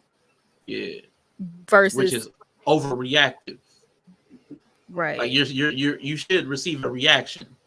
But instead of just reacting to the circumstances, you're being subversive and then overreacting by adding more cowbell. Yeah. To a situation that already had cowbell. Sufficient cowbell. Probably isn't even a cowbell situation. I'm going to say, or doesn't require cowbell. Didn't even need cowbell. Guess what? You already had a cowbell. Not everybody, not everybody like cowbell. Everybody like cowbell. Everybody like cowbell. The part where you can control it is usually way before the situation where most people start praying. Like y'all know the situation with my friend generally. Like y'all do know it. And it's like I'm cool with finding comfort. I know this is stressful, but I just prefer to leave him out of a decision that 12 humans sitting listening to two other humans talking are going to decide. You know what I'm saying? Like, Yeah. these are humans listening to other humans talking about what other humans did. I just prefer to leave him out of that because humans gonna do what humans do. And I would never dare decide that what God wanted was filtered through all them fucking humans. Yeah. Mm-hmm. Yeah. Like, I'm with that. I think that's a dangerous way to look at things. Yeah, because that goes back to the systems. You're ignoring the systems. Right. Especially when you sit in a courtroom, which is a system Right. that has very Which is a system specific and rules structure, and yeah. regulations. It's a very serious structure Mhm. to the point where you can't even say what you want to say, how you want to say it in a courtroom. Like, it's Right. that serious. So then that's placing your identity, your perceived identity as a Christian, above the system that you're actually interfacing with at that moment. Right. And superimposing Yeah. a supernatural Superimposing. That's system power. over the actual legal system, which is Correct. actually enforcing the rules of the country you live in. You just gonna superimpose supernatural belief, which is something that addresses the supernatural over Mhm. the natural, which all the people have agreed is the system we want to govern us. Like, it's just Mhm. weird. Like, I don't understand. Yeah. I don't understand how you do that. That's some Yeah. mental gymnastics. Gymnastics, absolutely. Absolutely. So Yeah. listen, we gotta be back up here in about an hour. So I do want to run through the piss, the poop, and the pool real quick. And I want y'all to stop me and jump in anytime y'all want to. So I'm gonna start talking, but jump in verbally, and I'll know to stop and let y'all in. Cause I kind of am more familiar with this, right? So just to rehash where I started with, and I did not finish, and we may not go in depth, but just an overview. The pool. The pool that the piss is in is the patterns, opportunities, and outcomes of living. That's the pool. Everybody's like, there's piss in the dating pool. That means there's piss in the patterns, opportunities, and outcomes of living. That's the pool, right? Love the it. piss is, what's that? Love it. Beautiful. The piss is the power, the identity, the sexuality, and the systems or structures. Again, or the last S can be system structures or social hierarchies. But again, brief overview. Power is the ability or lack thereof to make things happen the way you want them to. Identity is the collection of characteristics, beliefs, values, interests, and experiences that define who we are as individuals. Sexuality and gender dynamics are fundamental aspects of our identity that influence how we are perceived, and interact with others. The systems and structures. Social hierarchies are the groups and patterns that organize society and influence our interactions, opportunities, and experiences. These four dynamics are present in pretty much everything we do in different ratios, different proportions, like a recipe. Might be 2 parts this, 1 part this. It's always going to be a different mix. But you'll find those in everything. And that's typically the source of a conflict, is because people have different beliefs or different understandings of one of those dynamics. The power, the identity, the sexuality, or the systems at play. And by, again, sexuality is not necessarily like, do I like to have sex with men or sex with women? That's not necessarily what I'm saying. I'm saying your belief about who masculinity and femininity, that's in this sexuality zone. Right. Like how men are supposed to act. You're not a real man. That's in this sexuality. All of that is what I'm putting in this sexuality right there. Not just who you have sex with, because that's there too, but also how you perform your masculinity or femininity, how you're expected to act, your roles, the rules, what a real man is, what a real woman is, all that, how a man dresses, how a woman dresses, how we speak, how we behave. All that stuff plays into it. Who's allowed to be a man? Who's allowed to be a woman? When we could change that? All that goes into sexuality. Now, I want us to be able to poop in the pool. This is what we have to develop. Yeah. This is what we have to develop. We have to be able to prepare, which means you see reality. You see the reality. You see the pool. You can assess it. You can prepare for that. You can organize yourself and others and resources. You can operate, and then you can perfect those operations over time. We have to be able to get shit done. We have to be able to poop in this pool. Talk to him. And you can see poop. See a little turd floating. You can see. You got to be able to see some turds. You got to see some floaters. You got to see people that rise to the top. You got to see shit that rises to the top. You got to be able to see it. Got to. Too much of this loose shit though. You don't want loose shit. It's got to be solid. Because if you're not solid, it's gonna sink. If it's not solid, it's gonna dilute. It's gonna look like piss. You're not gonna be able to tell after a while. It's gonna spread. I was gonna say you might want to poop because I'm with you on the fact that you could see the poop, but like that kind of in the sense that means if you can see it, you can identify. So because you still ain't shit. Don't get it twisted. You might not be pissed, but you still ain't shit. You know what I'm saying? You know what I'm saying? You still shit. You might not be pissed, but you're still shit. So you gotta live with that. So how do you prepare, organize, and operate and perfect being the piece of shit that you are now? Because you got to realize that you're going to be a piece of shit floating around in a pissy pool.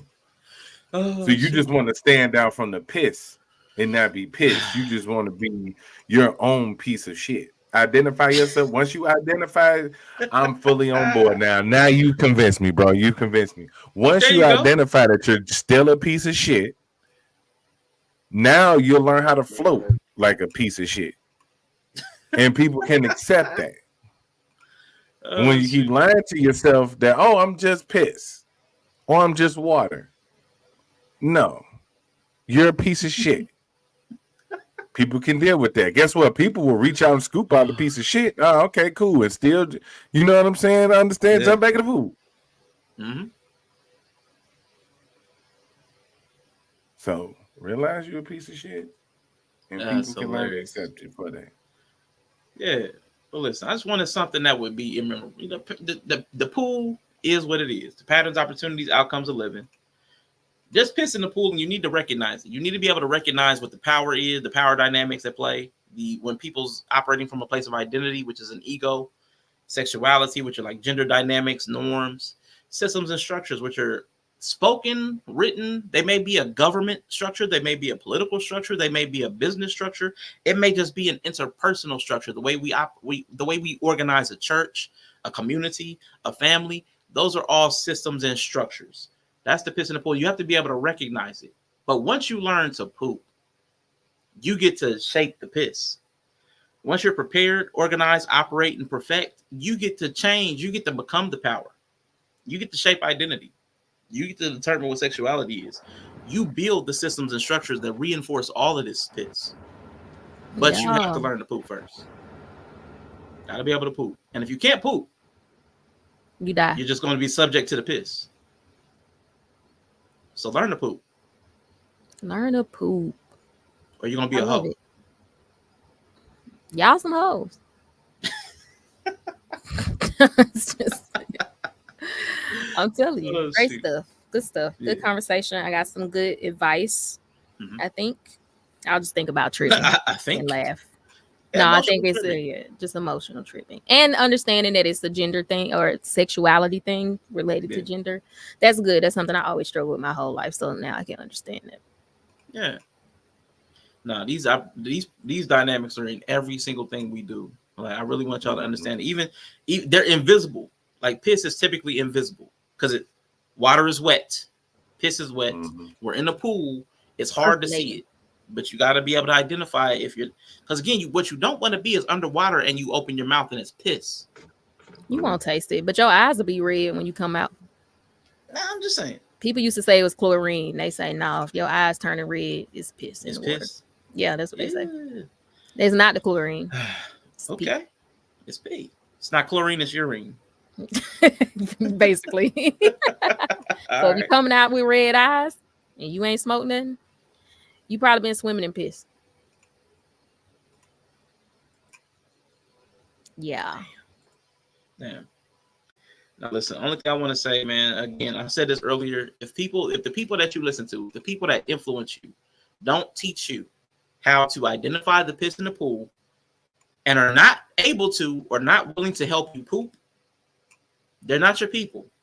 I can promise you, absolutely. If they're not helping you identify the threats or helping you able to capitalize on opportunities, they're not very useful individuals. It's okay to love them.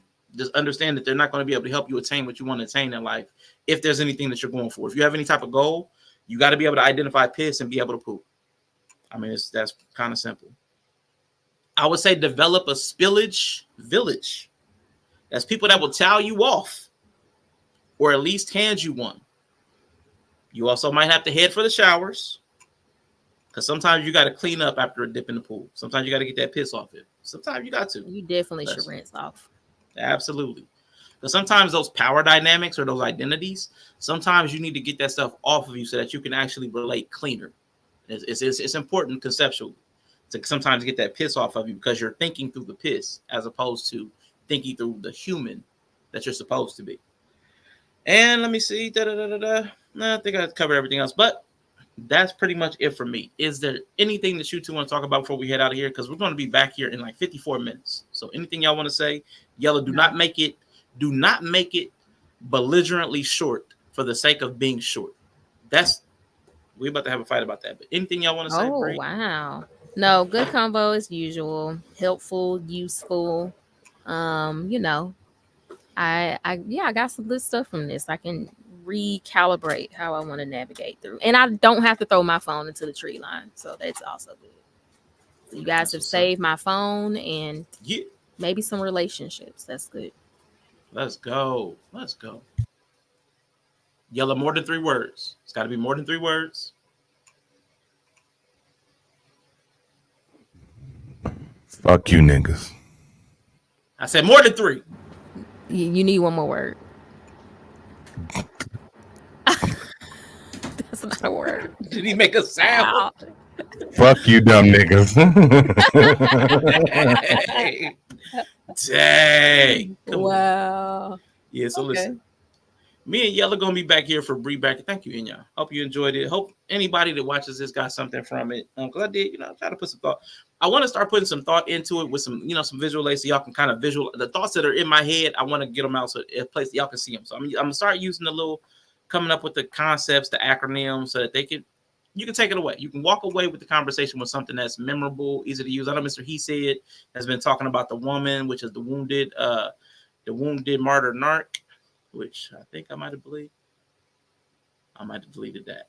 Nope, there it is. The wounded martyr narc. I know that's been coming up in the MAD.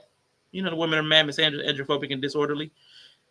And the sex, the surface, ego, and the core intersection. The ego is equal to identity when we get to the piss. Ego and identity are pretty much the exact same thing. So I'll be trying to, when I'm actually coming up with an actual concept, I'll try to relay it in something that's digestible and memorable. I'll try to make it something that you guys can take away. So hopefully you guys appreciate it. If not, anyway, we'll be right back here at 7 p.m. Eastern, 6 Central, which is mere minutes away. So we'll be back here with a B bracket, which is in honor of Frankie Beverly, who is retiring. Oh, no, you can go ahead and leave. No, don't come back. Okay. Oh, it's Frankie Beverly. Okay, that's Frankie Beverly. So hopefully Yella actually has the bracket. He hasn't said anything, so hopefully the bracket is ready, because we're just going to do a tribute to Frankie Beverly, who is retiring. I think he had like throat cancer or something recently, and his voice just ain't sounding the same. And I've heard some evidence. And I'm like, he need to retire. But he's had an illustrious career, well regarded in the industry. Never got the accolades that he should have had. Him and his band Maze. Maze is going to continue on under TMF, which is the Music Forever. Because the Maze, whatever the Maze found, it was the Maze something. The Maze, it was something. They're not keeping that name. They're going to go with the Music Forever. They're going to continue touring. But Frankie Beverly, he's retiring. So we'll be here tonight, 50 minutes from now. He's retired.